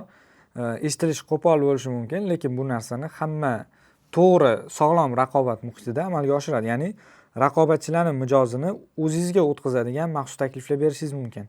Ya'ni raqobatchilaringiz bera olmaydigan qanaqadir taklif bilan mijozlaringizni jalb qilib olasiz va ularga qayta sotuvlar qilib o'zingizni mijozingizga aylantirasiz. Bu narsa to'g'ri sizga qisqa muddatda juda ham katta foyda olib kelmasligi mumkin, lekin kattaroq bozorda bo'ladigan bo'lsangiz va sizni bozor ulushingiz kam bo'ladigan bo'lsa, bozor ulushingizni o'sha pirogni qismini, men ko'proq qismini egallamoqchiman desangiz, mana shunaqa marketing strategiyalari ham bor. Va qayta sotuvlarni oshirish uchun maxsus takliflar ishlab chiqish kerak. Chunki har doim marketing faqat yangi mijoz olib kelib, eski mijozlarga sotmaydigan bo'lsa, marketing sotuv sizga qimmatga tushib ketaveradi va bu narsani bizni mani agar kimdir Instagramda, Telegramda kuzatgan bo'lsa, qaysidir nuqtalarda men bu narsa haqida e'lon qilgandim. Ya'ni Alex Hormozi degan o'sha acquisition bo'yicha ekspert bor Amerikada va buni yaqinda o'sha Guinness rekordlar kitobiga kiradigan sotuvlarni amalga oshirdi. O'zini $100 million Money Models deb nomlangan kitobi orqali. Va bu kitobida o'sha o'zini biznesini tarkibidagi bir nechta o'nlab loyihalarni, sotuvlarini qayta oshirishga yordam beradigan 14 ta maxsus taklifi bor va biz bu narsani birinchilardan bo'lib o'sha kitob e'lon qilingan vaqtning o'zida kitobini, kursini sotib olib, O'zbekistonga moslasi bo'ladigan, ishlatsa bo'ladigan qismlarini o'zimizning loyihalarimizda, ishlab turgan loyihalarimizda amalga oshirdik va amalga oshirib kelyapmiz. Va biz hamkorlik qiladigan loyihalarda mana shu kitobdagi eng muhim qismlarni, ya'ni money modelslarni, bu narsani ko'proq biznes model deymiz. Nima deydi, professional tilda aytadigan bo'lsak, sizni taklifingiz kuchli bo'lib turib, biznes modelingiz noto'g'ri bo'lishi mumkin. Biznes model noto'g'ri bo'ladigan bo'lsa, qancha ko'p pul sarflasangiz ham o'zingiz kutgandek foyda olmasligingiz mumkin. Mana shu narsalarni marketing tomonidan biz o'zimiz ishlayotgan loyihalarda amalga oshirishda, realizatsiya qilishda yordam beramiz. Va 3-qadamiga yetib keldik. Mijozlarni magnitdek jalb qiluvchi marketing tizimini 3-eng muhim qadam bu brendingizni tanitish va mijozlaringiz o'rtasida ishonch qurish. Agar brendingiz tanilmasa, sizdan hech kim sotib olmaydi. Agar sizga hech kim ishonmasa, sizni tanisa ham sotib olmaydi. Va mana shu qadam o'zida biz ikkita muammoni ham hal qilamiz. Birinchidan brendingizni tanitish, ikkinchidan sizni taniganlar orasida siz bilan ishonch qurish. Mana shuni qanaqa qadamlarda qilishimizni ko'rib chiqamiz. Demak, birinchisi birinchi instrumentimiz, ya'ni hamma onlaynga o'tyapti. Sizning mijozlaringiz ham onlaynda, Instagramda kamida 3-4 soat vaqt sarflaydi va bu sizga brendingizni tanitish uchun juda ham yaxshi imkoniyat. Biz shuning uchun ham birinchi qadamni Reels orqali Instagramda brendingizni tanitib, obunachilar sonini oshiradigan content marketing o'zimizning content xizmatimiz bor. Ya'ni bu narsani SMM deb tushunsangiz ham bo'ladi. Lekin nimaga content marketing deb nomlaymiz? Chunki bu shunchaki post joylash emas. Content orqali mijozlaringizga sizni tanitib, ishonch qurib va shu orqali sotuvlarni amalga oshirishga olib boradigan umumiy bitta xizmat desa ham bo'ladi. Undan tashqari bugungi kunda tan olasizmi yo'qmi, Telegram bu eng kuchli platformalardan bittasi. Faqatgina Instagramda kontent qo'yib Telegramni e'tibordan chetda qoldirayotgan bo'lsangiz ham ko'p narsa yutqazyapsiz. Chunki biz allaqachon ko'p loyihalarimizda sinab ko'rdik. Telegramda, Instagramdan tashqari Telegramda marketingni amalga oshirishingiz, Telegramda auditoriyangizni to'plab, ularga o'zingiz xizmatlaringizni ochib berishingiz sotuvlaringizni osonroq bo'lishiga yordam beradi. Undan tashqari bugungi kunda YouTube'da raqobat kam juda ham lekin YouTube'da qilinayotgan videolar, YouTube'da qilinayotgan kontentlar juda ham sifatli mijozlar olib keladi. Siz qaysi yo'nalishda bo'lishingizdan qat'iy nazar YouTube'da o'zingizni auditoriyangizga ko'proq kontent bera olasiz. Masalan, mana hozir mana shu video davomida qanaqa ishlashimizni ochib berayotgan videoyim, men bu narsani birinchi marta qilmayapman, bundan oldin ham qilganman. Faqat biz juda ham ko'p yangiliklar kiritganimiz uchun yana bu narsani alohida qilyapman. Mani 100 ta videoyimni ko'rgandan, bir oy davomida ketma-ket shu bitta reklamamni qayta-qayta ko'rgandan ko'ra yaxshiroq ta'sir qiladi. Men qanaqa ishlashim mijozlarga men yaxshiroq yetkazib bera olaman va shu orqali menga YouTube'dagi uzun 1 soatlik videolarimni ko'rgan mijozlar tushunib keladi va bu orqali men sotuv qilishim osonroq va bu qilib turgan ishimni men o'zimda ham qilaman va loyihalarimda ham qilaman. Juda ham ko'pchilik loyihalarda ishlatadigan instrumentlarni o'zida ishlatmaydi yoki reklamada aytayotgan instrumentni qanaqa qilib ishlatganingizni ko'rmaysiz. Men shu narsani o'zimiz ishlatadigan har kun loyihalarimizda qilib yurgan ishimizni o'zimizga ham xuddi shunaqa tartibda amalga oshiramiz. O'sha uchun ham men ishonch bilan aytaman, YouTube'da qilinadigan kontentlaringiz sizga yana ham sifatli mijozlarni, yana ham qimmat mijozlarni olib kelishga yordam beradi. 4-inchisi blogerlar bilan hamkorliklar rejasi. Siz osonroq mijozlaringiz bilan ishonch qurishingiz uchun to'g'ri bloger bilan ishlashingiz yordam beradi. Ya'ni nomiga bloger bilan ishlasam yaxshiroq bo'ladi deb turib blogerlarga reklama berish hech qanaqa bir aniq rejasiz, strategiyasiz, bu sizga qimmat xarajat bo'ladi xolos. Undan ko'ra bitta Face bilan yaxshiroq reklama qilganingizda, o'zingizni odamingiz bilan yaxshiroq reklama qilsangiz ham o'sha rezultatni olishingiz mumkin. Shuning uchun ham blogerlar bilan hamkorlik qilishni, bloger tanlashi, ular bilan tanlagandan keyin nima mavzuni olib chiqishini o'zini ham ilmi bor, o'zini ham nima qilsa yaxshiroq, nima qilsa yomonroq bo'lishi bor. Shunga qarab to'g'ri harakat qilish kerak bo'ladi. Va brendni tanitish tomonda PR strategiyasi, qanaqa qilib PR kompaniyalar qilinadigan bo'lsa, marketing tilida, termin tilida tushunmayotgan bo'lishingiz mumkin. Lekin PR so'zini eshitgansiz, biznesingizni o'sha qanaqadir kommunikatsiya qilib, mijozlaringizga qanaqadir bir boshqacha xabarlaringizni yetkazib berish sizni osonroq eslab qolishi uchun yordam beradigan strategiyalardan bittasi. Ya'ni brend tanitish uchun faqatgina Instagramga post joylab reklama yoqamiz degan narsa emasligini, unda ancha kattaroq, unda ancha ko'proq narsa borligini marketingda bilishingiz uchun bu narsalarning qadamlarini ochib beryapman. Va aytishingiz mumkin, Instagramni o'zida qanaqa qilib brend tanitib, reklamasi sotuv qilish mumkin. Bu narsani men sizga ishlashini isbotlashga vaqt sarflamayman, chunki o'zingiz ko'ryapsiz, odamlar qaysi sohada bo'lishidan qat'iy nazar Instagramda agar yaxshiroq narsa qiladigan bo'lsa, u professional bo'lish shart emas. Oddiy ishini yoritib borishini o'zi Instagramda qanaqadir bir topga chiqib ketib qolsa, prosmotrlar ko'payib ketib qoladigan bo'lsa, ertasi kuni o'sha biznesda ochrat sotib olish uchun mijozlar navbatda turayotganini ko'ryapsiz o'zingiz ham. O'sha uchun ham men sizga Instagramda sotuv qilib, biznesingizni Instagramda to'g'ri kontent bilan yoritsangiz yaxshiroq bo'lishini isbotlashim shart emas. Lekin qanaqa qiladigan bo'lsangiz shu natijaga erishish mumkinligi to'g'risida biz o'zimiz qanaqa yondashishimiz bo'yicha qisqacha mavzularning nomini sanab o'tdim. Aynan mana shu qadamlar asosida biz loyihalarimizga marketing qilishni yangiliklarni qo'shgan holatda amalga oshirib boryapmiz. Birinchi qadam o'sha qanaqa qilib kontentdan maqsad reklamaga pul sarflamagan paytingizda ham, targetga pul sarflamagan paytingizda ham sotuv kelishi. Rezultat mana shu narsa bilan sotuv tomonida ko'rinadi. O'sha blogingizni qanaqa qilib kontentingizni strategiyasi tuzish kerak. Biz o'zimizni amalga oshiradigan qadamlar bor. To'g'ri upakovka qilish kerak. Ya'ni u narsani videolaringizni sifati, videolaringiz sifatidan tashqari dizayn ishlatiladigan bo'lsa, dizaynlarni qanaqa sizni eslab qolish uchun qanaqa amalga oshirish kerak degan qismlar bor. Va sizni mavzuyingizga aloqador o'sha 100 ta kontent rejasini tuzib olamiz. Reelslaringiz rekomendatsiyaga, ya'ni o'sha topga chiqishi, uchib ketishi uchun o'zimizning usullarimiz bor va har bitta loyihada o'rtacha 100 mingdan, 500 mingdan, 1 milliondan oshgan bizani har oy o'zimizni videolarimiz bo'ladi va aynan mana shu videolar bizga ko'proq obunachi olib kelishga, ko'proq maqsadli auditoriyalar olib kelishga yordam beradi. Undan tashqari Reelsda faqatgina o'tirib gapiradigan emas, bir nechta yangi formatlar bor, qiziqarli formatlar. O'sha formatlarni biz sizni loyihangizga moslashtirib olamiz. Keyingi qadam ssenariy yozish bo'ladi va xuddi shunaqa tartibda umumiy olganda mana bu yoqda o'zi 13 ta qadam ko'rsatilgan. shunchaki подписчик olib kelish bilan ish bitmaydi. Siz foydali kontent qilishingiz, uchadigan kontent qilishingiz sizga mijoz olib kelmaydi. Auditoriyani olib kelgandan keyin, maqsadli auditoriyani olib kelganingizdan keyin ularga shunaqa tartibda progress deymiz marketing tilida, shunaqa tartibda ularni qizdirib, o'zingizni xizmatingiz, mahsulotingizni plyuslarini shunaqa yetkazib berishingiz kerak. Ana shundan keyingina sizga kelgan obunachilar, prosmotrlar уже sotuvga aylanishni boshlaydi. Shuning uchun ham bu yoqda Instagramda post qo'yishni o'zi nimaga yechim bo'lmaydi degan gapni qayta aytdim. Chunki bu yoqda qadamlar soni juda ham ko'p. O'sha qadamlar to'g'ri tartibda olib boriladigan bo'lsa, natija siz kutgandan ham yaxshiroq bo'ladi.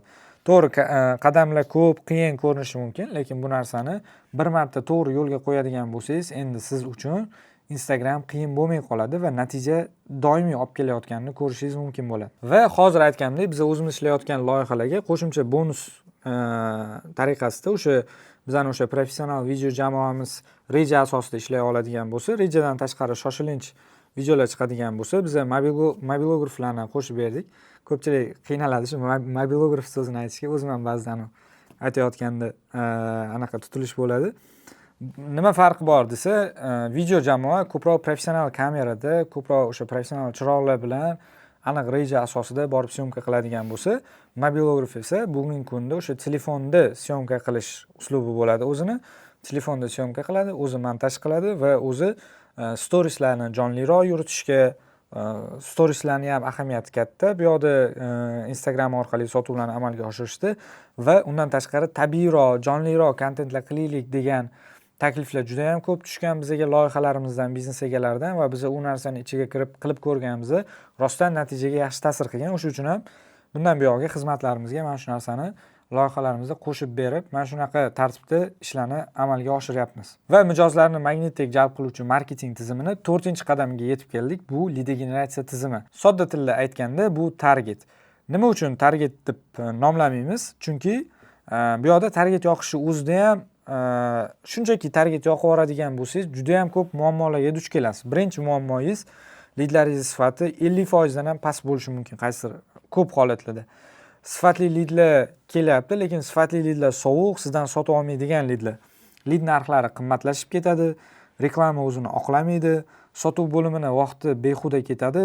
Misol uchun aytishingiz mumkin, nechtadir baribir ham sifatli lead keldi-yu deyishingiz mumkin, lekin shu sifatli lead kelishi uchun sotuv bo'limi nechta leadlarning ichidan shu sifatli leadlarni ajratib olish uchun qancha mehnat qilyapti desangiz, ko'p vaqt ketib qolgan bo'ladi. Sotuv va marketing bo'limi bir-birini ayblashga o'tadi, chunki marketing bo'limi lead olib kelyapman deydi, sotuv bo'limi sota olmaydi u leadlarga. Shuni orqasidan komandani ichida ham ichki o'sha tushunmovchiliklar kelib chiqishni boshlaydi. Va undan ham yomoni, lead soni ham stabil bo'lmaydi. Qaysidir vaqt son ko'payib ketadi, qaysidir vaqtda yana tushib ketadi. Va bu muammolarni men sanab oxiriga yetkiza olmayman. Shunchaki target yoqishi bo'ladigan bo'lsa, bu muammolar bilan natijaga erishishingiz qiyinroq. Natija qilib bo'lmaydimi desangiz, qilib bo'ladi. Nimaga? Chunki oldin shu targetni ham yoqmagan bo'lsangiz, sizga sotuvlar kelmagan, lekin shu target yoqqaningizda sizni borligingizni bilib ham sotib oladigan mijozlar bo'ladi. Shuning uchun ham oddiy target yoqqaningizda ham natija bo'ladi. Lekin agar siz qimmatroq mahsulot yoki xizmat sotadigan bo'lsangiz, mijozlaringizni olib kelgandan keyin ularga sotuv qilish jarayoni qiyinlashib ketayotgan bo'lsa, siz mana bu slaydda ko'rishingiz mumkin, Obses marketing agentligini o'sha lead generatsiya tizimida ishlatadigan sotuv voronkasi. Birinchi qadamda trafikda reklama kreativlari biz hech qachon bitta, ikkita, 3 ta, 4 ta reklamani ishga tushirmaymiz. Biz birdaniga 10 dan oshiq reklamalarni ishga tushiramiz va bu bir vaqtning o'zida ko'proq imkoniyat beradi natija qilishimizga.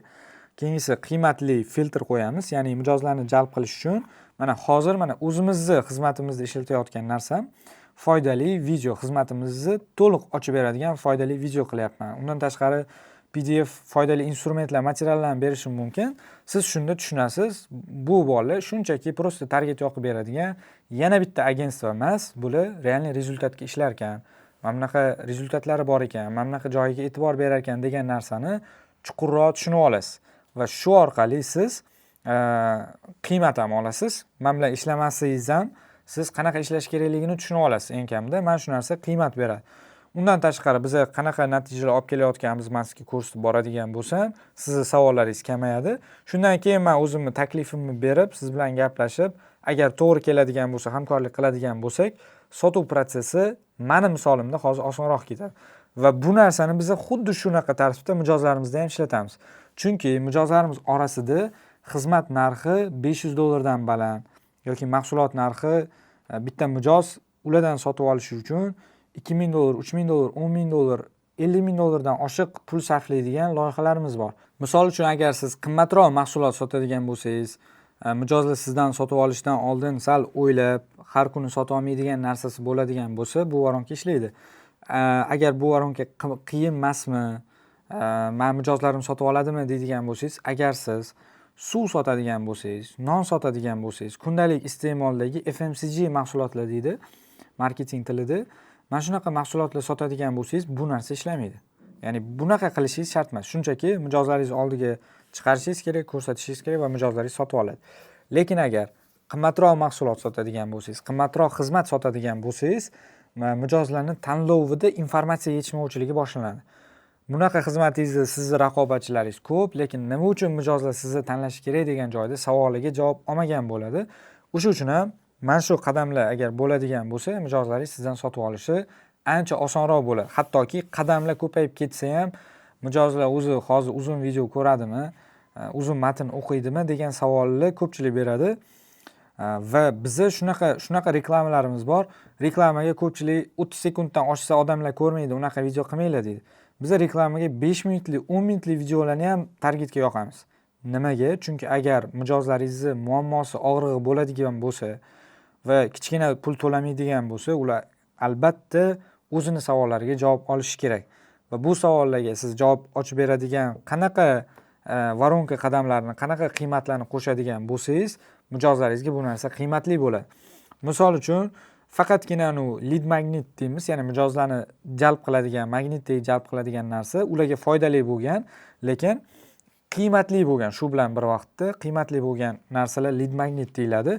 Lead magnet degani faqat plyus bosing, video beramiz yoki nomeringizni qoldiring degan narsalar emas. U narsa bo'lishi mumkin, bepul konsultatsiya ko'rinishida bo'lishi mumkin. U narsa bo'lishi mumkin, arzonroq boshqa mahsulot berib, boshqa mahsulotingizni arzonroq berib, mijozni biznesingizga olib kelgandan keyin ularga boshqa mahsulotlaringizni sotish ko'rinishida bo'lishi mumkin. Korzinka misolida tushuntiraman, hamma tushunadigan. Misol uchun siz korzinkadan narsa sotib olishingiz uchun mana shunaqa strategiya sizda ishlatiladi. Qanaqa bo'ladi u desangiz, kundalik iste'moldagi mahsulotlar bor. Kartoshka, piyoz bo'lishi mumkin. Misol uchun non va hokazo mahsulotlar, qaysidir mana shunaqa mahsulotlarning ularda spiskasi bor. O'sha mahsulotlar bozordan ham arzon. O'sha uchun reklamada siz qanaqadir har kuni sotib oladigan narsalaringizni reklamalarida ko'rasiz. Korzinkada mana bu mahsulotimiz manimcha summa degan reklamalarni ko'rgansiz.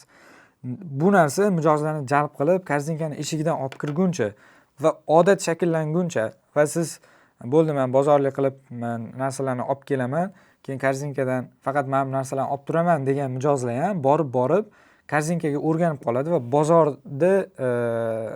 bozorga chiqib bozorlik qilmaydigan bo'lib qoladi. Va mana shunaqa strategiyani ishlatilishi, lekin kirgandan keyin ularga nima foyda deydigan bo'lsangiz, siz faqat mana shu spiskadagi mahsulotlaringizni olib chiqmaysiz. Siz yoqqa kirganingizdan keyin, bozor bormaganingizdan keyin boshqa mahsulotlaringizni ham sotib olishni boshlaysiz va shunaqa qilib sizni o'zini eshigiga olib kirgan bo'ladi. Va bu narsa xuddi shunaqa tartibda ishlaydi. Buni juda ham ko'p misollarda tushuntirib berish mumkin. Qaysi soha bo'lishidan qat'iy nazar, siz qaysi sohada faoliyat yuritishingizdan qat'iy nazar, xizmat sotasizmi, ta'lim sohasidamisiz, qanaqadir mahsulot sotuvidamisiz, ishlab chiqaruvchimisiz, farqi yo'q, yoki distribyutormisiz, farqi yo'q, bu narsalar ishlaydi. Ya'ni mijozlarni sotib olish psixologiyasi baribirga ham bir xil ishlaydi. Varonkamiz reklama kreativlari qismida hozir aytdim, biz target yoqishdan oldin faqatgina bir dona reklamani yoki 3 ta 4 ta 5 ta 6 ta reklamani yoqmaymiz. Biz reklama ishga tushirayotganimizda faqat to'g'ridan-to'g'ri lead uchun reklamalarni ham yoqmaymiz. Chunki hozir aytganimdek, birinchi o'rinda siz kimligingizni tanitishimiz kerak. Sizda qanaqa mahsulotlar bor, xizmatlar bor, raqobatchilardan qanaqa ajralib turadigan tomonlaringiz borligini ko'rsatib berishimiz kerak. Undan tashqari mijozlaringizga sizni nomingizdan qiymat berishimiz kerak. Shunda ular sizni yaxshiroq tanib, yaxshiroq siz bilan qanaqadir kontakt, iliqlik bo'lgandan keyingina sizning mahsulotlaringizni reklamasini chiqaramiz. Ya'ni bular bir-biriga zanjirdek bog'langan bo'ladi. Yuqorida sizni tanitadigan videolaringizni ko'rib, sizni yaxshiroq tanib olmasdan turib, mani mahsulotimni sotib oling, ro'yxatdan o'ting degan videolaringizni ko'rmaydi mijoz. Targetda bu narsani qilsa bo'ladi. Ya'ni sizni videolaringizni ko'rgan odamlarnigina mana bu reklamani ko'rsin, mana bu reklamani ko'rgan odamlargina mana bu yoqqa o'tsin degan narsani targetda qilsa bo'ladi. Bizani ishlaydigan men aprosning o'tkazganimda mijozlarimiz nima uchun bizani tanlagan desa, bizani eng o'sha kuchli tomonimiz, eng yaxshi tomonimiz deb e'tirof etilgan qismi aynan mana shu lead generatsiya qismi. Agar sizda sotuv bo'limi bo'ladigan bo'lsa, agar siz reklamaga bir oyda $2000 ko'p pul sarflaydigan bo'lsangiz yoki boshlanishida $1000 sarflaydigan bo'lsangiz ham bu narsani natijasini oshirgandan keyin reklama byudjetingizni oshirish kerak bo'lsa, bizani bu yoqda juda ham ko'p narsani sinab ko'rganmiz. Va oxirgi 5 yil ichida men hisoblab chiqqanimda, o'rtacha hisoblaganimizda $1 million dan oshiq byudjetni biz shunchaki targetga ishlatganmiz loyihalarimizga. Va qanaqadir loyihalarimiz bor, bir oyda o'rtacha $5000, $10000, qanaqadir holatlarda maxsus takliflar berilganda $20000 gacha bitta loyihani o'ziga reklamaga byudjet sarflagan holatlarimiz bo'ladi. Misol uchun men tajribamda ko'pchilik biladi, Toshkent amaliy fanlar universiteti bilan ishlaganmiz. Toshkent amaliy fanlar universitetida 4 yil davomida biz jamoamiz bilan birgalikda ishlagan bo'lsak, qabul vaqtlarida reklamli byudjetni o'zini $50000 ga oshirardik. Ya'ni bir oyda reklamaga $50000 byudjet sarflardik. Va bu yoqda targetga, televideniyega, LED ekranlarga, blogerlarga va hokazo bu yoqda Telegram kanallarga juda ko'p narsalarni test qilganmiz va bunaqa loyihalarimiz ko'p bo'lgan. O'shuning uchun ham nima ishlaydi, nima ishlamaydi, siz reklamaga pul sarflashingizdan oldinroq bu narsa ishlaydimi, ishlamaydimi biz yaxshiroq bilamiz. Chunki shu darajada ko'proq reklamli byudjet sarflaganmiz, ko'proq narsalarni o'lchab ko'rganmiz. O'shuning uchun nima qilsa yaxshiroq ishlashini biz tajribadan kelib chiqib yaxshiroq bilamiz. Va hozir aytganimdek, bu narsani biz Obsess marketing agentligini ekosistem tamoyili reklama kreativlarimizni kuchlilashtirish bo'yicha mijozlarni sotib olish psixologiyasiga moslashtirgan holatda ishlab chiqib ishga tushiramiz loyihalarimizda. Va hozir aytganimdek, o'rtacha 10 tadan 30 tagacha reklama kreativlari bir vaqtda o'zida ishga tushadi. Bu tizim sizga nima beradi? Lead sifati 60% dan oshadi, lead narxlari tushadi. O'rtacha bizda $1 dan arzon, qaysidir loyihalarda 20 sentdan ham arzonga biz leadlarni olib kelamiz va umumiy olganda lead soni oshadi. Va hozir biz ishlayotgan loyihalarning orasida BYD'ni rasmiy O'zbekistondagi dileri bilan ishlaymiz. Misol sifatida aytaman, aynan hozir videoni yozib turgan vaqtimizdagi loyihalarimizdan bittasi. Bundan oldin ham ko'p bo'lgan bunaqa loyihalar. Bir kunning o'zida 500 tadan oshiq lead beramiz va ular O'zbekiston bo'yicha bu narsani o'zini o'sha nuqtalari bilan birgalikda, call centerlar bilan birgalikda обработка qiladi. Ya'ni hattoki o'sha qimmat mahsulot sotadigan bo'lsangiz ham bu narsa, bu usullar sizga ishlaydi va yaxshiroq ishlaydi. Sotuvchilaringiz soni oshadi, osonroq sotadi, sotuvchilaringizning konversiyasi oshadi, reklamaga sarflagan pulingiz o'zini bir necha baravar qilib oqlaydi. Ko'pchilikning eng katta muammosi marketingga pul sarflaydi, jamoaga pul sarflaydi, lekin o'zini oqlamaydi. O'zini oqlash uchun aynan mana shu reklama qismini ahamiyati juda ham katta. Va mana shu tizimni ishga tushirganingizda lead bilan bog'liq muammolaringizni bittada chek qo'ygan bo'lasiz va bu narsani keyingi qadamlarga o'tsangiz bo'ladi. Marketingda qiladigan ishlaringiz ko'p, biznesingizda boshqa qiladigan ishlaringiz ko'p. Eng asosiy sizga sotuv olib keladigan qismi mana shu lead va sotuv bo'limi bilan birgalikda bo'ladigan qismi hal bo'lsa, qolgan qismini reklamli byudjetingiz sizda уже sotuvlar yaxshi bo'lib, sotuv planlaringiz yopilgandan keyin men ko'rmaganman hech qaysi biznes egasi pulimni biznesga qaytarib tikmayman degan biznes egasi ko'rmaganman. Natija bo'lsa, biznes egalari doim qayta investitsiya qilishga tayyor bo'ladi. Agar sizda ham shunaqa fikrlar bo'ladigan bo'lsa, birinchi o'rinda biz o'sha uchun ham rezultat ko'rsatish uchun mana shu joyga ko'proq kuch tashlaymiz, keyin qolgan qismlariga sekin-sekin o'tiladi. O'sha uchun ham bu narsani bu tizimni o'rnatish uchun 6 oylik dastur deb nomlaganman. Chunki biz bu tizimni to'liq ishga tushirib, sizni biznesingizga moslashtirgunimizcha 6 oyda eng katta rezultatlar ko'rinadi. Lekin birinchi oyda rezultat bo'lmasdan turib, borib 6-oyda rezultat bo'lib qolmaydi. Birinchi oyning o'zida ham biz ishlayotgan loyihalarimizni biza kirishimizdan oldingi natijalardan ko'ra birinchi oyning o'zida ham natijalar o'zgargan. Jamoaning mas'uliyati, bizning ishlash tartibimiz, hisobotlar almashinuvi bo'yicha biznes egasi rostdan qanaqadir bir yaxshiroq jamoa bilan ishlayotganini his qilganini ko'p aytgan. O'sha uchun ham tizim sifatida 6 oy bu narsalar ketma-ketlikda amalga oshiriladi. O'zingizdan bilasiz, bir oyda juda ham katta natija bo'lib qolmasligini, lekin to'g'ri tartibda amalga oshiriladigan bo'lsa, oydan oyga bu narsaning natijasini sezib boraverasiz. Xo'p, Meta, ya'ni Instagram, Facebook asosiy reklama kanallarimiz bo'lsa, undan tashqari biz Telegram Ads bilan ishlaymiz. Chunki hozir aytganimdek, Telegramda qo'ygan postlaringiz o'zidan o'zi Instagramda uchib ketgandaqa uchib ketmaydi. Telegramda siz tashqaridan podpischik qo'shmasangiz, Telegramdagi podpischicklaringiz faqat pastga qarab ketadi. O'zidan o'zi oshmaydi. Shuning uchun ham O'zbekistonda hozir oldin misol uchun qaysidir Telegram kanallarga pulga reklama berilgan bo'lsa, hozir Telegramni o'ziga pul to'lab, Telegramni o'zini anaqalari bor, dilerlari bor O'zbekistonda va uni reklamalarini yoqib, nastroyka qilib, yaxshi rezultat olib keladigan bizga o'xshagan jamoalar bor. Xuddi shunaqa Telegram Ads'ni o'zini ham biz loyihalarimizga qo'shimcha kanal sifatida ishlatamiz. Undan tashqari Google Ads, ya'ni bu narsani kontekstli reklama deydi. Kontekst reklama qidiruvda misol uchun Toshkentda mana bunaqa xizmat deb sizning mijozlaringiz har kuni qidiradi, lekin siz u yoqda saytingiz yo'q. Saytingiz turmagandan keyin, telefon raqamingiz turmagandan keyin shuncha odam sizning xizmatingizni qidiradi va raqobatchilaringizga ketib qoladi. Shuning uchun ham siz to'g'ri ofisingiz bo'lishi mumkin, tochkalaringiz bo'lishi mumkin, lekin hozir hamma birinchi bo'lib Instagramdan qidiradi, Googledan qidiradi, Telegramdan qidiradi. Siz mana shu joylarda egallagan bo'lishingiz kerak o'zingizni o'rningizni. Shunda siz mijozlaringizni tortasiz. Va hattoki biz shu narsani ham o'lchaganmiz.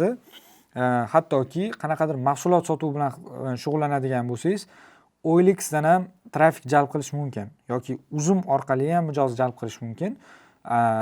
Qadamma-qadam asosiy trafik kanallaringiz natijasi egallangandan keyin, natija bo'lgandan keyin boshqa platformalarga o'tishingizga ham yordam beramiz. Va mijozlarni magnitdek jalb qiluvchi marketing tizimining 5-asosiy qismiga yetib keldik. Bu sotuv bo'limi bilan marketing bo'limini bir-biri bilan kollaboratsiyada ishlashi.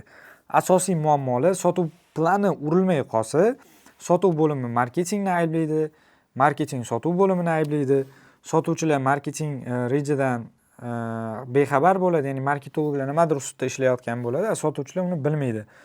Leadlar kelib qolsa, qanaqadir yo'llarni bosib kelgan bo'lsa, sotuvchilar umuman boshqa narsani gapiradi va shu orqali ham sotuvga ta'sir qiladi. Marketing sotuv bo'limidagi muammolardan bexabar holatda taxminan reklama yoqib, pul sarflaydi. Shunda ikkala tomon ham bir-birini ayblab, lekin natija uchun birgalikda harakat qilmaydi. O'zi aslida qanaqa ishlash kerak deganda, bu yoqda aybdor qidirish kerak emas. Muammo qidirish kerak va ikkita jamoa birgalikda muammoni ildizini topib, shu narsaga yechim qilish kerak. Shunda hamma yutadi. Biznes ham yutadi, marketolog ham yutadi, sotuvchi ham yutadi. Shuning uchun bu yoqda men ko'p joylarda ishlaganman, o'sha sotuvchilar bilan ishlaganda, hamma mana shu sotuvchilar marketing jamoa bilan urush nastroyida turadi. Hozir leadlari kam keldi, qanaqadir hozir marketolog kelsa, mana shu temada gaplashamiz degan nastroyida turadi. Bu narsa bilan hal bo'lmaydi. Muammoni bu yoqda aybdor qidirish bilan emas, ya'ni yechimini qidirish bilan va yechimiga birgalikda harakat qilish bilan birgalikda qarash kerak va biznes egasi sifatida siz bu narsani to'g'ri nazorat qilishingiz kerak. Aynan mana shu sotuv bo'limi bilan marketing bo'limi o'rtasida bo'ladigan muammoni biz qanaqa hal qilganmiz, ya'ni RMP tizimini joriy qilganmiz. Bu nima degani? Sotuvchilar bilan, marketolog bilan va biznes egasi yoki biznes egasi belgilab bergan menejer bilan kunlik 10 daqiqalik uchrashuv bo'ladi. Masalan, bugun ertalab soat 10-11 oralig'ida bizani marketing jamoamiz va sotuv bo'limidagi sotuvchilar jamoasi o'zini raqamlarini kiritadi. Kecha nechtadir 100 ta lead tushdi, lead narxi mamcha summadan tushdi, lead sifati mana bunaqa bo'ldi. Shundan nechtasidir bizani ofisimizga keldi, nechtasidir sotib oldi degan hisobotlar turadi. O'sha 10 daqiqalik uchrashuv, u yoqda chuqurlashish kerak emas, u yoqda boshqa temalarni gaplashish kerak emas, faqat kunlik hisobot. Biza plan faktdan orqadan biza, oldindan biza. Joyida ketayotgan bo'lsa yaxshi. Narx oshib ketgan bo'lsa, marketolog o'sha kunning o'zida yechim qilib guruhda yozish kerak. Sotuvchilarning konversiyasi tushib ketgan bo'lsa, o'sha kunning o'zida u narsani hamma ko'radi va ular o'sha narsani ustida ishlayaptimi, yo'qmi, nima ish qilishini guruhda yozadi. Shunaqa qilib, oyning oxiriga borganda ana shuncha ishladik, rezultat bo'lmadi degan gap bo'lmaydi. Nimaga? Chunki har kuni bu narsani ustida 10 daqiqa ichida ko'rilyapti. Undan tashqari haftalik uchrashuvlar bor, undan tashqari oylik uchrashuv bor. Bu yoqda qanaqadir tushunmovchilik bo'lishiga yo'lni maksimal darajada qoldirmaslik kerak. Kunlik uchrashuvda esa bir kun oldingi lidlar soni, narxi, sifati, sotuvlar soni summasi ko'rib chiqiladi. Agar muammo bo'ladigan bo'lsa, hamma o'zi uchun to'g'rilash rejasini oladi. Oylik planga chiqish uchun kunlik planlar orqada emasligiga ishonch hosil qilinadi. Muhimi aybdor qidirish emas, birgalikda harakat qilish eng muhim narsa bo'ladi bu yoqda. Xo'p, undan tashqari biz o'zimiz ishlayotgan loyihalarda bitta juda ham bir qimmatli bonus narsani bepulga qo'shib beramiz. Siz rasmda ko'rib turgan inson tizimli sotuv bo'limi qurish bo'yicha, sotuv bo'yicha mutaxassis Sarvar Zayniddinov. Biz bular bilan birgalikda hamkorlikda ishlaymiz. Va nima hamkorlik qilinadi desa, biz o'zimizni ishlayotgan loyihalarimizni sotuv bo'limini audit qilish uchun sotuvchilar yaxshi gaplashyaptimi, yo'qmi? Yaxshi gaplashmayotgan bo'lsa, ularni aybini topish uchun emas, ularni nima qilsa yaxshiroq gaplashish bo'yicha yo'nalish beradigan, bularning tajribasi 7 yildan oshiq tajribalari bor. Juda ham ko'p kompaniyalarda sotuv bo'limi qurish bilan sotuvchi sifatida ishlab tajriba qilingan jamoalar katta va bular bizani o'zimizni Obses marketing agentligidagi loyihalarimizda sotuv bo'limini auditini bepulga qilib berishadi va bu narsani o'zini narxi bor. Agar o'zlaridan chiqib, o'zingiz ko'chadan chiqib sotuv bo'limini audit qilib ber deydigan bo'lsangiz, sizga boshqacha narx berishadi. Biz bilan hamkorlik qilganingizda bu narsani shunchaki loyihalarimizga biz bepulga qo'shib beramiz. Agar o'zingizda tajribali sotuvchilaringiz bo'lmaydigan bo'lsa, nima bo'ladi? Biz nafaqat marketing, balki sotuv tomonidan ham o'sha sotuv bo'limingizni tizim rejasini, CRMlaringizni to'g'rilash, ROP tayinlash, ya'ni biz ko'p kirgan loyihalarimizda boshlanishida sotuv bo'limi bo'lmagan, lekin hozir 10 tadan oshiq sotuvchi bilan ishlayapti. Biz qanaqa qilib yordam berishimiz mumkin? Ularga ROP topib berishga, CRMni tizimlashtirishga kerakli resurslarni yo'naltirib berishimiz, shu narsalarni to'g'ri tayinlab berishimiz mumkin va shu orqali ROPni o'zi CRM tuzumi to'g'ri tizilgandan keyin, o'sha to'g'ri tizimga yo'lga qo'yilgandan keyin, biz lead berganimizdan keyin ish jarayoni boshlab, sotuvchilar sonini oshib, tizimdagi kamchiliklar jarayonida bartaraf qilib, shunaqa qilib natijaga chiqqan loyihalarimiz juda ham ko'p. O'sha uchun agar sotuvchilaringiz bo'lmaydigan bo'lsa, siz qiynalib alohida oldin men sotuv bo'limini to'g'rilab olishim kerak, keyin marketing bilan ishlayman deb nima deydi, xavotirga tushishga hojat qolmaydi. Bu yoqda o'sha birgalikda sotuv bo'limi bilan birgalikda marketingni bir vaqtning o'zida bir aniq reja bilan, tizim bilan ishga tushirish imkoniyati bor. 6-si raqamlarda monitoring qilib boshqarish. Bu nima degani? Mana shu qadamgacha hamma qilinadigan ishlar qilingan bo'ladi. Kontentlaringiz chiqyapti, reklama yaxshi ishlayapti, reklamadan murojaatlar kelyapti, sotuv bo'limi ulardan sotuvlarni qilyapti, sotuvlarni o'sishini internet orqali, marketing orqali sotuvlaringiz oshishiga guvoh bo'lib turibsiz.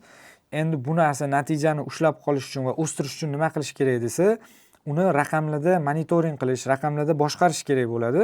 Bu bosqichda biz shu jamoani to'g'ri rejasini tayinlab, kim nima ish qilishini aniq berib va raqamlarni chiqarib beramiz. Shunda siz jamoa bilan ishlayotganingizni, bu jarayon bir kishi bilan qilinmasligini va aniq bir raqamlarda rezultatlarning natijasini ko'rib turganingiz uchun progress sizda aniq ko'rinib turadi. Yoki qanaqadir muammo bo'ladigan bo'lsa, o'zingizni fikringizni berib turib, bu narsani yaxshilash bo'yicha yana yechimlaringizni berishingiz mumkin. Xo'p, biz o'zimiz ishlayotgan loyihalarda jamoamizdan o'zimizga kimlarni biriktirib beramiz loyihalarimizga. Birinchisi strategik marketolog. Bu o'zim loyiha olinganda strategiyasini tuzishga, muammolarni aniqlab, maqsadlar belgilangandan keyin strategiyasini, yo'nalishini to'g'rilashga men o'zim strategik marketolog sifatida loyihalarimizda ishtirok etaman.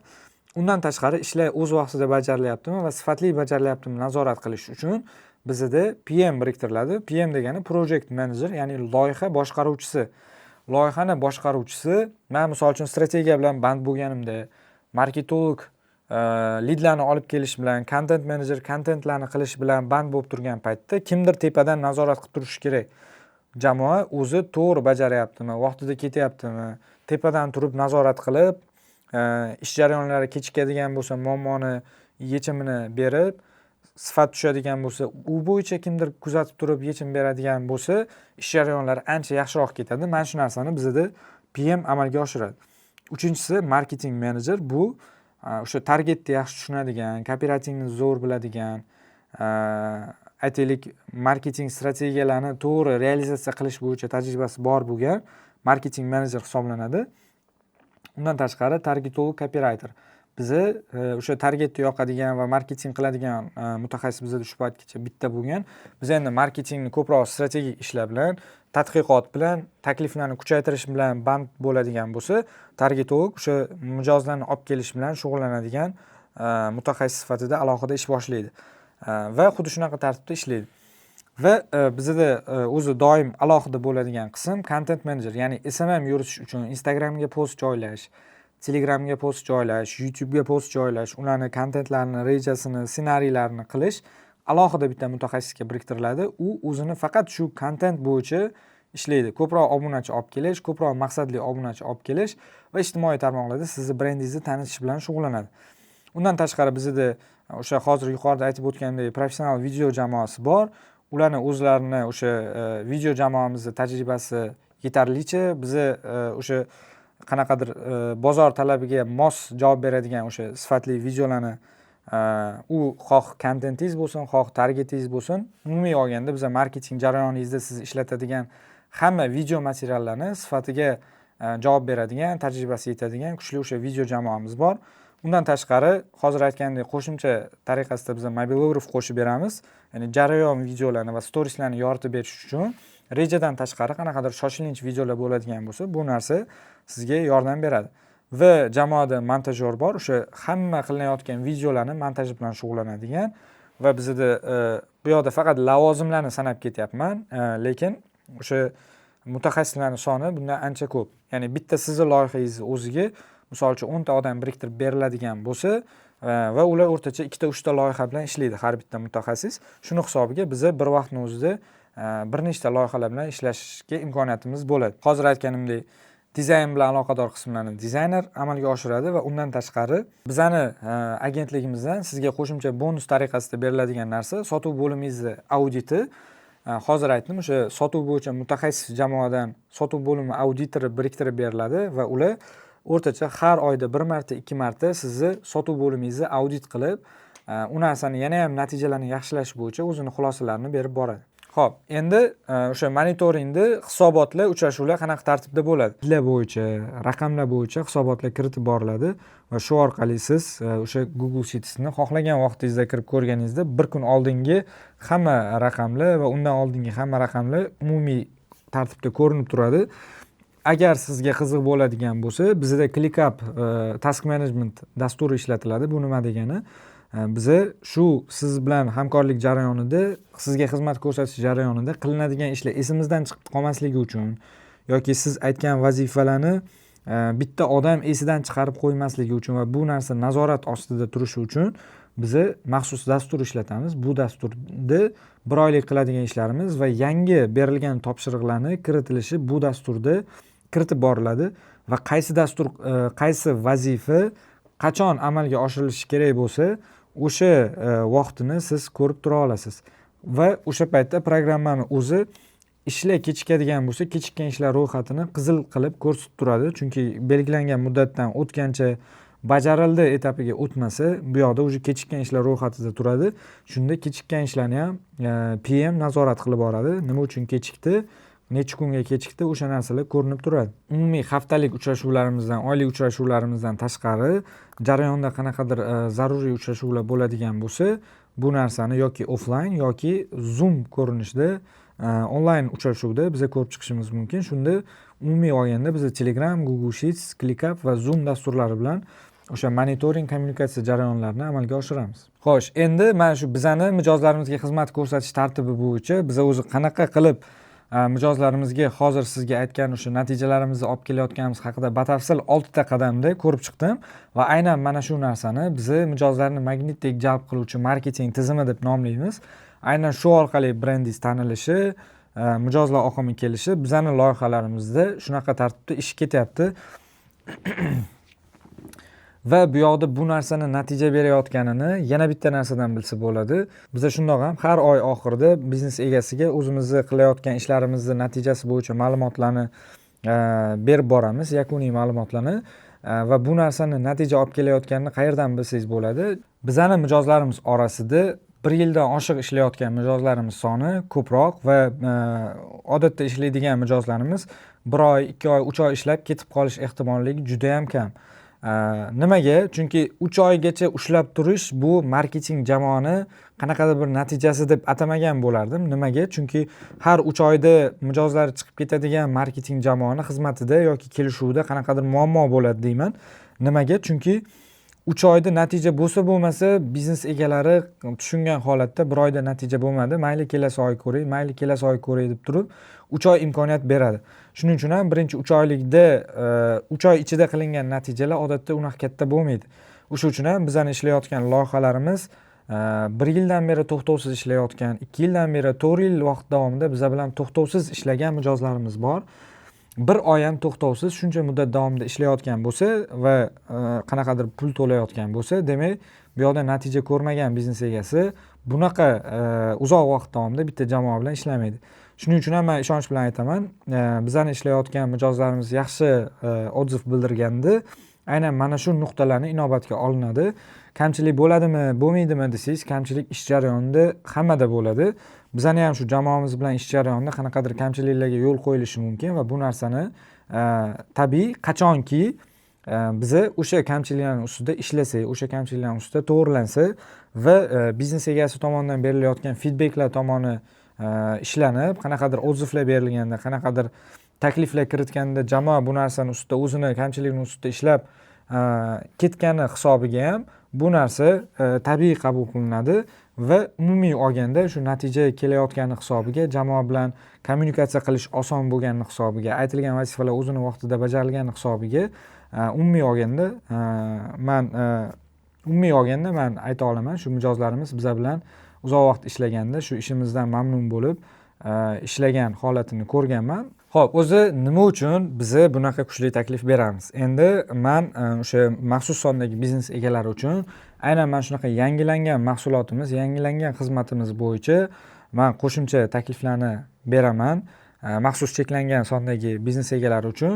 Nimaga? Chunki biz jamoamiz bilan kengayapmiz. Jamoada loyihalarning soni oshyapti. Shuni hisobiga men bu xizmatni qanaqa tartibda amalga oshirishimizni batafsil tushuntirib berdim va siz aynan mana shu xizmatdan shu videoni ko'rayotganingiz uchun foydalanish imkoniyatingiz bor va maxsus takliflar bilan birgalikda mana shu xizmatimizni sizga ochib beraman va taklifimizni beraman.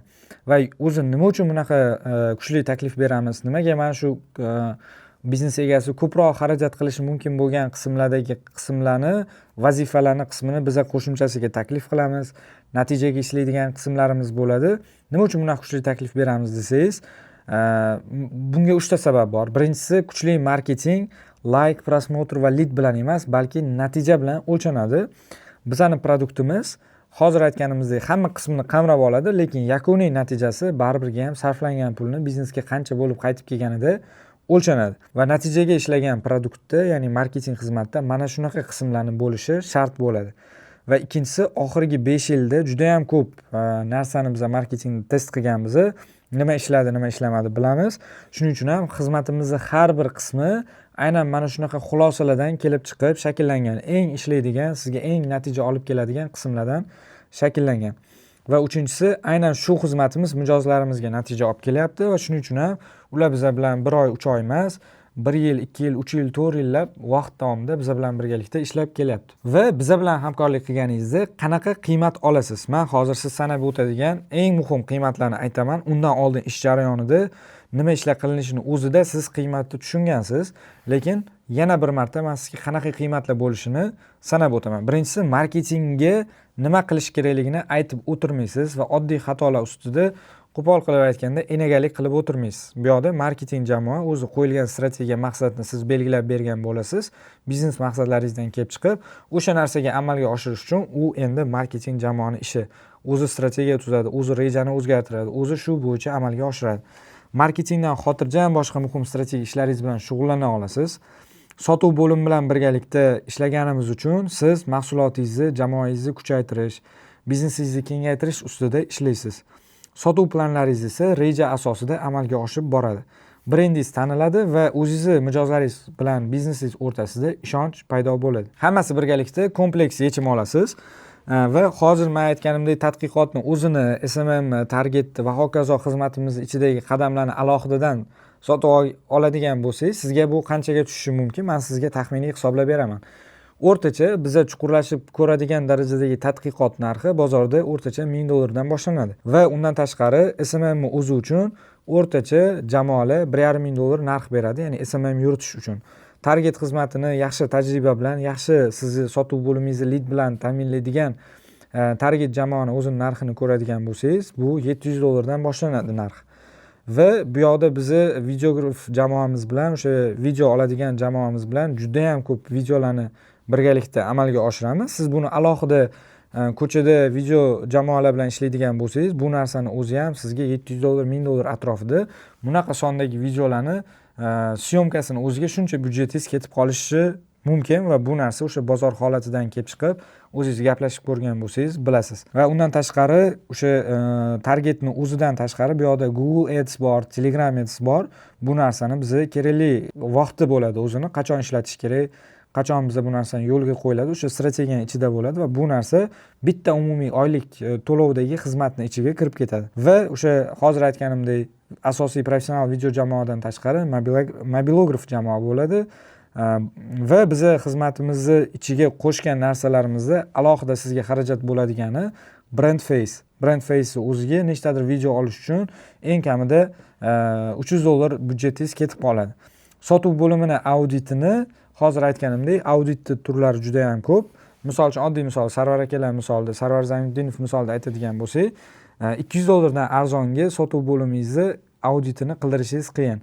Bizani mijozlarimiz esa bepulga ularni auditlaridan foydalanishi, xizmatlaridan foydalanishi mumkin va bu narsa sizga asosiy qo'shimcha qiymat sifatida xizmat qiladi.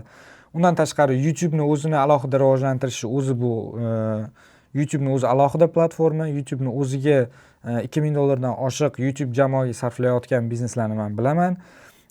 Va bu narsani yana bitta ключевой e'tibor berish kerak bo'lgan nuqtasi, YouTube'ni alohida yuritishni o'zi marketing strategiyangizdan ajralib qoladigan bo'lsa, bu sizga bitta kompleks strategiya sifatida natijaga ta'sir qilmasligi mumkin, yaxshi kutilgan natijaga olib kelmasligi mumkin. O'sha uchun ham bu narsani biz umumiy strategiyani ichiga qo'shganmiz. Va jarayonda yashirin xarajatlar bo'ladi. Xizmat narxi menimcha degandan tashqari marketing jamoa bilan gaplashayotganingizda qo'shimcha o'sha face xarajatlari, videoingizga tushib beradigan odamlarning xarajatlari, studiya xarajatlari syomka qilish uchun o'zingiz ofisingizda syomka qilinishi mumkin, lekin undan tashqari professional videolarni studiyada syomka qilishga to'g'ri kelishi mumkin. Bu narsa uchun ham siz qo'shimchasiga bir oyda o'rtacha $400 byudjet sarflaysiz. Va hozir sanab o'tgan narsalarim alohida xizmatda o'sha foydalanadigan bo'lsangiz, alohida to'laydigan bo'lsangiz, bu sizni biznesingizga $7000 dan oshiq xarajatga tushadi. Ya'ni bir oylik hisobda hisoblab berganda xuddi shunaqa. Endi ichki jamoa shakllantiradigan bo'lsangiz ham, ichki jamoa bilan ishlab ko'rganlar biladi, uni qanaqa muammolari borligini. Ya'ni sizga arzonga tushadigan bo'lsa, siz o'zingiz kutgan professionallikni, sifatni ola olmaysiz. Agar yaxshi jamoalarni shakllantiradigan bo'lsangiz, birinchidan qimmatga tushadi, ikkinchidan siz ularni tepasida turib, strategik boshqaruvni, jamoani boshqaruvini, operatsionkadagi boshqaruvigacha o'zingiz olishingizga to'g'ri keladi. Aynan mana shu xizmatni esa Obses marketing agentligidan sotib olganingizda, hamkorlik qilganingizda bu narsa sizga 2 barobar arzonga tushadi. Full digital marketing tarifimiz bor. O'sha mijozlarni magnitdek jalb qiluvchi marketing tizimini 6 oy davomida birgalikda quramiz va birgalikda natijalarni ko'rsatib boramiz oydan oyga. Reklamaga menimcha byudjet sarflandi, sotuv bo'limiga va bizaga menimcha byudjet to'ladingiz va bu orqali mana bunaqa natija keldi degan narsani birinchi oydan boshlab oylar davomida ko'rsatib boramiz va tizim qurilgandan keyin bu narsani yaxshilash ustida yillar davomida bizning mijozlarimiz birgalikda ishlab kelishyapti. Xo'p, buning ichiga hozir aytganimdek birinchi qadamda marketing tadqiqot qismi kiradi. Tadqiqotsiz marketingga sarflagan pulingiz bu sizni qaytib kelmaydigan xarajatingiz hisoblanadi. Shuning uchun bu hozir ichiga chuqurlashtirib tushuntirib berdim. Mana shunaqa tartibda marketing tadqiqoti, mijozlaringizni, raqobatchilaringizni o'rganish qismi, kuchli takliflaringizni yaratish qismi mana shu qismning ichida bo'ladi. Undan tashqari to'liq SMM yuritish, ya'ni content marketing, bu narsani misolida aytadigan bo'lsak, ko'pchilik xizmat foydalanayotganda Instagramda nechta post chiqadi degan joydan qiziqishni boshlaydi. Biz o'rtacha oyiga kunora kontent chiqaramiz, 15 ta kontent chiqadi, lekin bu minimal. Qaysidir holatlarda biz kontent orqali o'zimiz kutilgan natijaga erishmasak, kontentlarning soni oshishi mumkin. Ya'ni bu yoqda post soniga bizning tarifimizning narxlari post soniga qarab o'ynamaydi. Natija uchun belgilanadi va natija uchun post sonini biz cheklamaymiz. O'rtacha bizda kunora kontent chiqarganimizda o'sha loyihalarimizda natijaga erishib kelyapmiz. Agar erishilmaydigan bo'lsa, undan tashqari videolar ham qilinishi mumkin. Va keyingi qadam lead generatsiya tizimi. Bu o'sha sizga sotuv olib keladigan lead generatsiya tizimi. Leadlar sotuv bo'limingizga beriladigan leadlarning sifati, harorati, sotib olishga tayyor mijozlarning oqimi bilan natijasi o'lchanadi. Undan tashqari Telegram Ads, Google Ads kiradi. Bu yoqda qo'shimcha trafik kanallari sifatida va sotuv bo'limi auditi va uni yaxshilash bo'yicha o'sha doimiy yo'riqnoma berib boriladi loyihalarimizga va kuchli hisobot tizimi. Hisobot tizimini qanaqa ishlashini yuqorida tushuntirib berdim. Kunlik hisobotdan boshlab oylik hisobotgacha har doim o'sha sizni o'zingiz ichki jamoangizdagi kommunikatsiyada bo'lib, birgalikda biz jamoamiz bilan birgalikda ishlaymiz. Va bu narsa uchun yuqorida aytganimdek, har bittasi uchun ko'chada alohida xizmat sifatida hisoblaganingizda yoki ichki jamoa sifatida hisoblaganingizda bu narsa $5000 $7000 yuqori xarajatga tushishi mumkin. Bu narsani qilib ko'rgan biznes egalari tushunadi va hozir mana shu narsalarning hammasini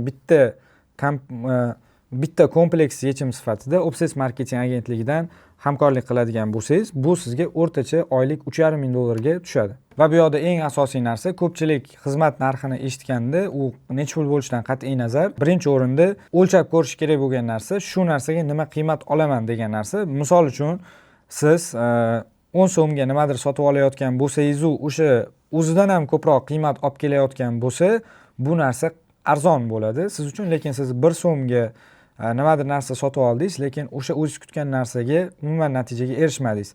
Shunda mana bu sarflayotgan 1 so'mingiz ham 10 so'mni oldida qimmat bo'ladi, chunki sarfladingiz qaytib kelmadi. Lekin o'zini oqlaydigan tomondan olib qaraganingizda, biznes egasi sifatida bu narsa qanaqadir summa o'zini oqlab sizga natija olib keladigan bo'lsa, bu siz uchun eng yaxshi investitsiya bo'ladi.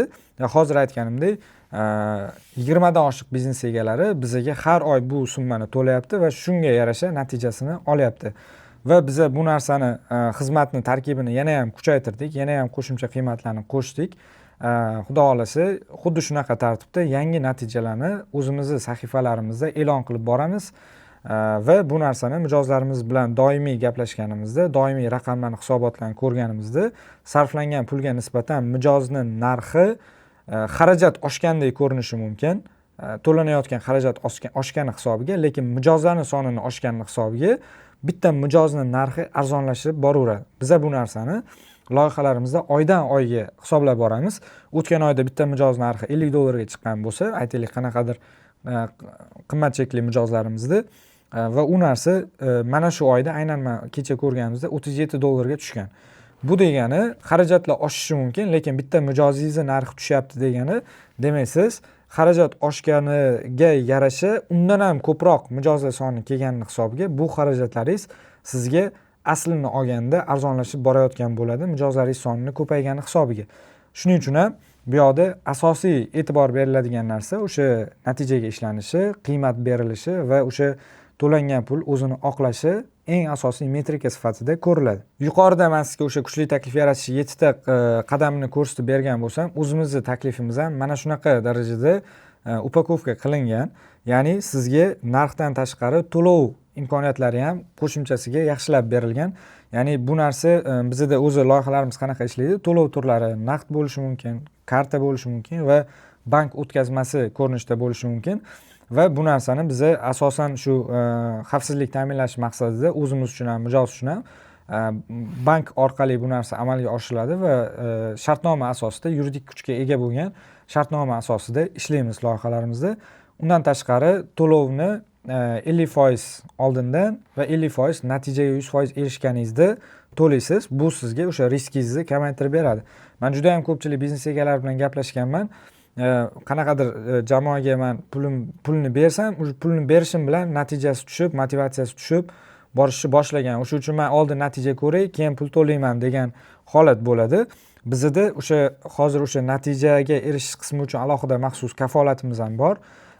Undan tashqari o'zi sizga hozir aytganimdek 100% to'lovni oldindan to'lashga ehtiyojingiz bo'lmaydi. 50% ish boshlanishidan oldin va 50% o'sha birinchi oydagi natijalar to'liq amalga oshirilgandan keyin ikkinchi oyga o'tiladi va xuddi shunaqa tartibda davom etib ketadi. Va eng muhim qismi o'sha hozir aytganimdek, men shu sanab o'tgan narsalarimda mana shu narxi ichiga yana qo'shimcha sizga bonuslar bo'ladi. Bu narsa nima deydigan bo'lsangiz, 8 ta video uchun nutqi yaxshi bo'lgan brand face, ya'ni siz ko'chadan olinadigan brand face uchun qo'shimcha o'zingizdan xarajat qilmaysiz. Va ikkinchisi professional video studiyadan 4 soatlik voucher. Bunda o'sha o'ziga kerakli bo'lgan kontentlar chiqishi uchun, reklamalar chiqishi uchun kerakli bo'lgan videolarni olish uchun yetadigan darajada qo'shimcha sizni ofisingizda, qo'shimcha tashqarida olinadigan videolar bilan studiyadagi ehtiyoj bo'ladigan qismi to'liq bizani jamoamiz tomonidan qoplab beriladi. Siz bu narsalarga alohida qo'shimcha xarajat qilishingiz kerak bo'lmaydi. Va uchinchi eng asosiy qismi, ya'ni tosh bosadigan sizni brendingizga plyus bo'lib qoladigan qismi bu YouTube strategiyasi va oylik 2 ta o'sha YouTube'ga video. Bu narsani xuddi shunaqa tartibda boshlanib, videolarning soni ehtiyojga qarab oshirib boriladi va YouTube'da keladigan sifatli mijozlar oqimi ham bu narsani ichiga to'g'ridan to'g'ri sizga bonus sifatida shu xizmatni ichiga qo'shib beriladi. Reklama byudjetidan tashqari boshqa hech qanaqa yashirin xarajatlaringiz bo'lmaydi.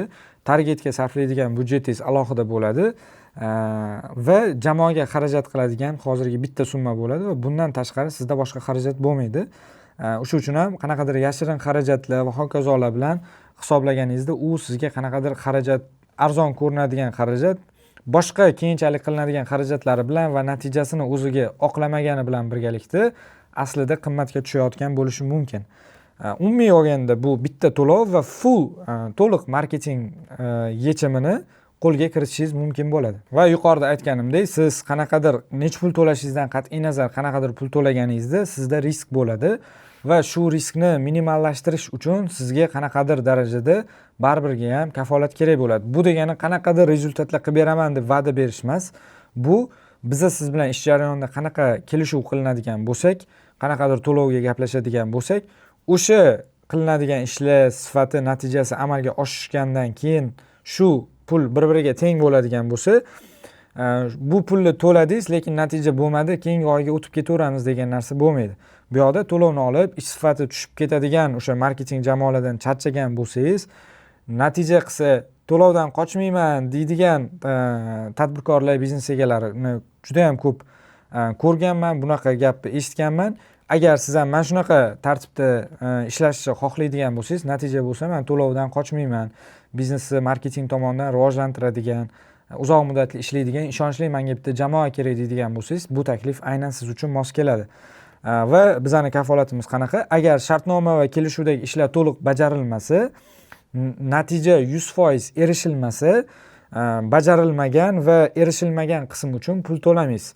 Ya'ni bu yoqda hozir biz qanaqadir to'lov evaziga qanaqadir ishlarni tartibini shartnomada kelishuv qiladigan bo'lsak, mana shu erishilmagan qismi uchun siz pul to'lashga majbur bo'lmaysiz.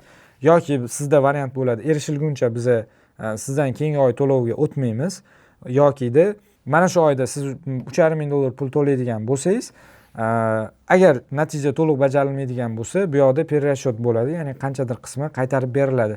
Ya'ni natija qismi uchungina to'laysiz. Bu narsa xuddi mana shunaqa tartibda ishlaydi, lekin bizani tajribamizda tadbirkorlar puldan ham ko'ra ko'proq qadrlaydigan narsasi bu vaqti. Shuning uchun ham biza bu yoqdan ko'pchilikka men bu narsani aytganimda, menga to'lovni перерасчет qismi qiziq emas. Menga vaqtida natijalarni amalga oshishi qiziq bo'ladi degan narsani eshitganman.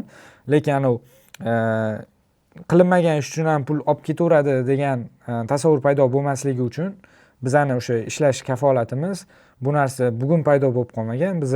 Men o'zim bozorda 6 yildan beri marketolog sifatida jamoam bilan ishlab kelayotgan bo'lsam, hamma ishlagan loyihalarimiz oxirida qancha to'lov to'lagan bo'lsa, tadbirkorlar, biznes egalari va biz ishni topshirayotgan paytimizda, oydan oyga o'tayotgan paytimizda yoki yakunlayotgan paytimizda ham aynan o'sha rozilik darajasi bo'lgan. Ya'ni mijozlar o'sha to'lagan puliga, olgan xizmatiga rozi bo'libgina biz keyingi loyihalarda ishlaganmiz. Shuning uchun ham biz bilan agar ishlagan qanaqadir biznes egalari, tadbirkorlarni tanisangiz, bemalol ular bilan bizlar haqimizda ma'lumot so'rashingiz mumkin. Agar tanimasangiz, men sizga kimlar bilan ishlashimizni kontaktini berishim mumkin. Bemalol ular bilan suhbatlashib, qanaqa tartibda ishlayotganimizni ko'rishingiz mumkin bo'ladi. Xo'p, mana shu joyigacha hammasi juda ham zo'r, hamma ma'lumotlarga ega bo'ldingiz. Hammasi yaxshi, faqat bitta yoki bitta emas, ikkita sizga nov tomondan aytaman. Birinchisi, hozir aytganimdek, men bu narsani video qilib tushuntirayotganimda bizga juda ham ko'p loyihaga ehtiyoj yo'q. Nimaga? Chunki bitta ishlayotgan loyihalarimiz oila davomida qayta-qayta bizlar bilan birgalikda ishlagani uchun bizda har oy nechtadir yangi loyihaga ochiq joy paydo bo'lmaydi. Bu o'sha bir martalik loyihalarimiz va jamoani soni kengayotgani hisobiga bir nechta oyiga qaysidir vaqtlarda bizda yangi hamkorlik uchun joylar ochilib qolishi mumkin. O'shandan kelib chiqib bu taklifni men sizga beryapman, lekin joylar soni cheklangan. Hozir aytgandek, jamoamizda 20 dan oshiq mutaxassislar bor va bir vaqtning o'zida biza ishlay oladigan mijozlarimizni soni cheklangan. Shuning uchun ham siz murojaat qilgan paytingizda biza sizga qanaqadir taklif bera olmasligimiz mumkin yoki navbat kutib qolishingiz mumkin. Agar bu taklifimiz sizga ma'qul bo'ladigan bo'lsa, hamkorlik uchun tezroq harakat qilishingiz, murojaat qilishingiz kerak bo'ladi. Ikkinchi nov tomoni, bu taklif hamma uchun mos kelmaydi va hamma murojaat qilganlar bilan birgalikda ishlamasligimiz mumkin. Bunga sabab hozir aytganimdek, xizmat narxi arzon emas. Agar sizni oylik oborotingiz 50 ming dollardan kam bo'ladigan bo'lsa, bu xizmatni sotib olish sizga tavsiya etilmaydi. Bu yoqda 50 ming dollardan 100 ming dollardan oshiq oborot qiladigan bizning loyihalarimiz bular uchun zo'r taklif. Ya'ni tashqaridan olganda dan ko'ra yoki alohida xizmat sotib olgandan ko'ra bitta bizning jamoa bilan ishlab, uzoq muddatli ishlash bular uchun qulay. Agar siz ham xuddi shunaqa biznes bo'ladigan bo'lsangiz, bu taklif sizga to'g'ri keladi. Bo'lmasa, boshqacha yechimlarni qidirganingiz sizga ma'qul bo'ladi. Xizmat va mahsulotingiz sifati yetarlicha kuchli bo'lmasa, taklifingiz kuchli bo'lmasa, bu mijozlarni magnitdek jalb qiluvchi marketing tizimi sizga yordam bermaydi. Va yangi ish boshlagan bo'lsangiz, marketing budjetingiz cheklangan bo'lsa yoki startap bo'lsangiz ham test qilinmagan, MVP qilinmagan mahsulotlar uchun bu taklifimiz to'g'ri kelmaydi. Siz bozordan beri, anchadan beri ishlayapsiz, qanaqadir mijozlar bazangizga egasiz, qanaqadir hozir aytganimdek 50 ming dollardan oshiq umumiy oborotga egasiz, reklamaga 2 ming dollar targetga shundoq ham sarflayapsiz va bu natijangizni yangi bosqichga olib chiqmoqchimisiz? Shunda bu taklif siz uchun eng ideal bo'ladi. Aks holda boshqacharoq yechimlarni qidirganingiz siz uchun qulay bo'ladi. Va bizani o'zimizni qadriyatlardan kelib chiqqan holatda noqonuniy, halol bo'lmagan yo'nalishlardagi loyihalar bilan ishlamaymiz.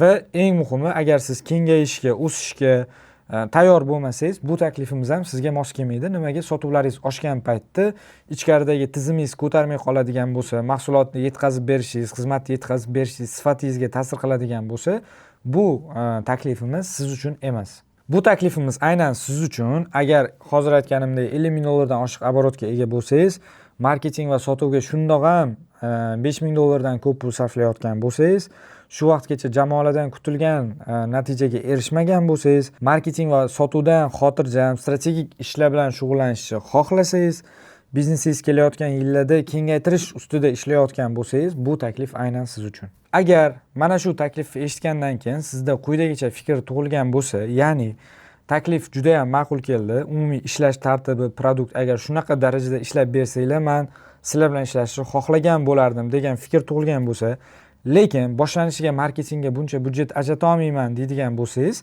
bizda o'zi umumiy xizmat narxlari 1,5 ming dollardan boshlanadi. Bu narsani ichiga qanaqa narsa kiradi desa, call centeringizni boshlanishida to'liq marketing xizmatini olmasdan turib, boshlanishiga sotuvga ishlab, sotuvlarni yaxshilab, keyin to'liq marketingga o'taman deydigan bo'lsangiz, call centerni lead bilan ta'minlash uchun target, siz bilgan target, bizda lead generatsiya xizmati deyiladi. Shu lead generatsiya strategiyasini biznesingizda qo'llashimiz uchun 1,5 ming dollardan biza sizga xizmat ko'rsatishimiz mumkin. Agar faqat content marketing, ya'ni Instagram, YouTube, Telegram va boshqa platformalarda content qismingizni kuchaytirishni xohlasangiz, 2300 dollardan biza bilan hamkorlik qilishingiz mumkin. Va aytishingiz mumkin, bularni hammasi qanaqadir katta chekli xizmatlar, bu yoqda menga risk baland. Men faqat natijaga sherik bo'lib, hech qanaqa fiksa olmasdan, 0 fiksaga ishlab, foizda sotuvdan qilgan ishiga rezultatidan men pul berishga tayyorman deydigan holat bo'lsangiz ham bizda ham unaqa loyihalar ko'p va biza unaqa taklif ham bera olamiz. Faqat hozir aytganimdek, qaysi xizmat sizga to'g'ri kelishi va hamkorlik qilishimiz uchun qanaqa shartlar bor, nima holatlar bo'ladi, bu narsani biza aniq bir gaplashib olishimiz uchun siz bilan yoki sizda mana shu videodan tashqari qanaqadir savollaringiz qolgan bo'lishi mumkin. Bu savollaringizga javob olish uchun va batafsil ma'lumot olish uchun biza bepul konsultatsiya formatida siz uchun vaqt ajratamiz va uchrashuvda mana shu sizni hozirgi holatingizni audit qilib turib, sizga aynan nima xizmat yaxshi bo'lardi, nima xizmat bilan siz natijangizni yaxshilab olishingiz mumkinligi haqida uchrashuvda bemalol batafsil gaplashsak bo'ladi. Va eng muhim joyi, uchrashuvdan keyin agar bizani xizmatimiz sizga to'g'ri kelmaydigan bo'lsa va biz siz bilan qanaqadir hamkorlik nuqtasini topa olmasak, hech qanaqa biza bilan ishlashga majbur bo'lmaysiz. Uchrashuvdan keyin o'zingizga kerakli bizning tajribamizdan kelib chiqqan holatda foydali ma'lumotlarni, yo'nalishlarni, tajribamizda ishlangan, sinalgan usullarni, ma'lumotlarni bilib, o'zingiz uchun, o'zingiz biznesingiz uchun kerakli ma'lumotlarni olib ketishingiz mumkin. Bu uchun esa hech qanaqa pul to'lashga majbur bo'lmaysiz yoki biza bilan ishlashga majbur bo'lmaysiz. Hamkorlik qilish uchun nima qilish kerak? Shunchaki video ostidagi havola bor. Aynan mana shu video ostidagi havola ustiga bosasiz, ma'lumotlaringizni to'liq kiritasiz va biz siz bilan 24 soat ichida aloqaga chiqamiz, bog'lanib, uchrashuv vaqtini kelishib olamiz. Agar yuqoridagi shartlarga to'g'ri keladigan bo'lsa va kutishni xohlamasangiz, o'sha video ostidagi telefon raqamga to'g'ridan-to'g'ri aloqaga chiqishingiz mumkin yoki Telegram orqali to'g'ridan-to'g'ri bizaga yozishingiz mumkin va biz siz bilan keyingi uchrashuv vaqtini belgilab, tezroq uchrashuv belgilab, ish jarayonlari haqida batafsil gaplashishimiz mumkin bo'ladi. Eslatib o'taman, konsultatsiya mutlaqo bepul. Uchrashuv konsultatsiyasidan so'ng siz bizdan sotib olishga majbur bo'lmaysiz. Aksincha, uchrashuvda hozirgi marketing holatingizni diagnostika qilishingiz, foydali xulosa va rejalarga ega bo'lishingiz mumkin. Shuning uchun ham vaqt o'tkazmasdan hoziroq quyidagi havola ustiga bosib, ro'yxatdan o'ting. E'tiboringiz uchun rahmat. Mana shu qismigacha eshitib kelganingiz uchun, ko'rganingiz uchun, vaqt sarflaganingiz uchun sizga rahmat. Chunki men hozir ovozim qirilib qolgan, tomog'im og'rigan. Mana shunaqa holatda ham videoni oxirigacha ko'rganingiz uchun rahmat va men sizga hozir mana shu qismigacha ko'rganingiz uchun sovg'alarimni, bonuslarimni beraman. Bu narsa nima desangiz, birinchisi marketingdan kutilgan natijaga erishmayotganingizni siz bilmagan sabablari deb nomlangan. Sabablarning ichiga chuqurroq kiradigan bitta video va material tayyorlaganman. O'sha narsani video ostida yuklab olishingiz mumkin va ikkinchi bonus material bu marketing jamoa boshqaruvida rahbar roli deb nomlangan video tayyorlangan. Bu yerda marketing jamoani ishiga xalaqit bermagan holatda ularning natijasini yaxshilash uchun biznes egasi sifatida siz nima qilsangiz yaxshiroq bo'lishini to'liq video davomida men aytib berganman. Undan tashqari qo'shimcha PDF materiallar bor. Bu narsalarni sizga bepulga sovg'a qilaman. Bemalol ko'rishingiz, bu bo'yicha o'zingizni holatingizni yana ham yaxshilashingiz mumkin bo'ladi. Video ostidagi Telegram havola orqali materiallarni qo'lga kiritib oling. Yana bir marta mana shu qismigacha ko'rganingiz uchun rahmat. Ko'rishguncha salomat bo'ling.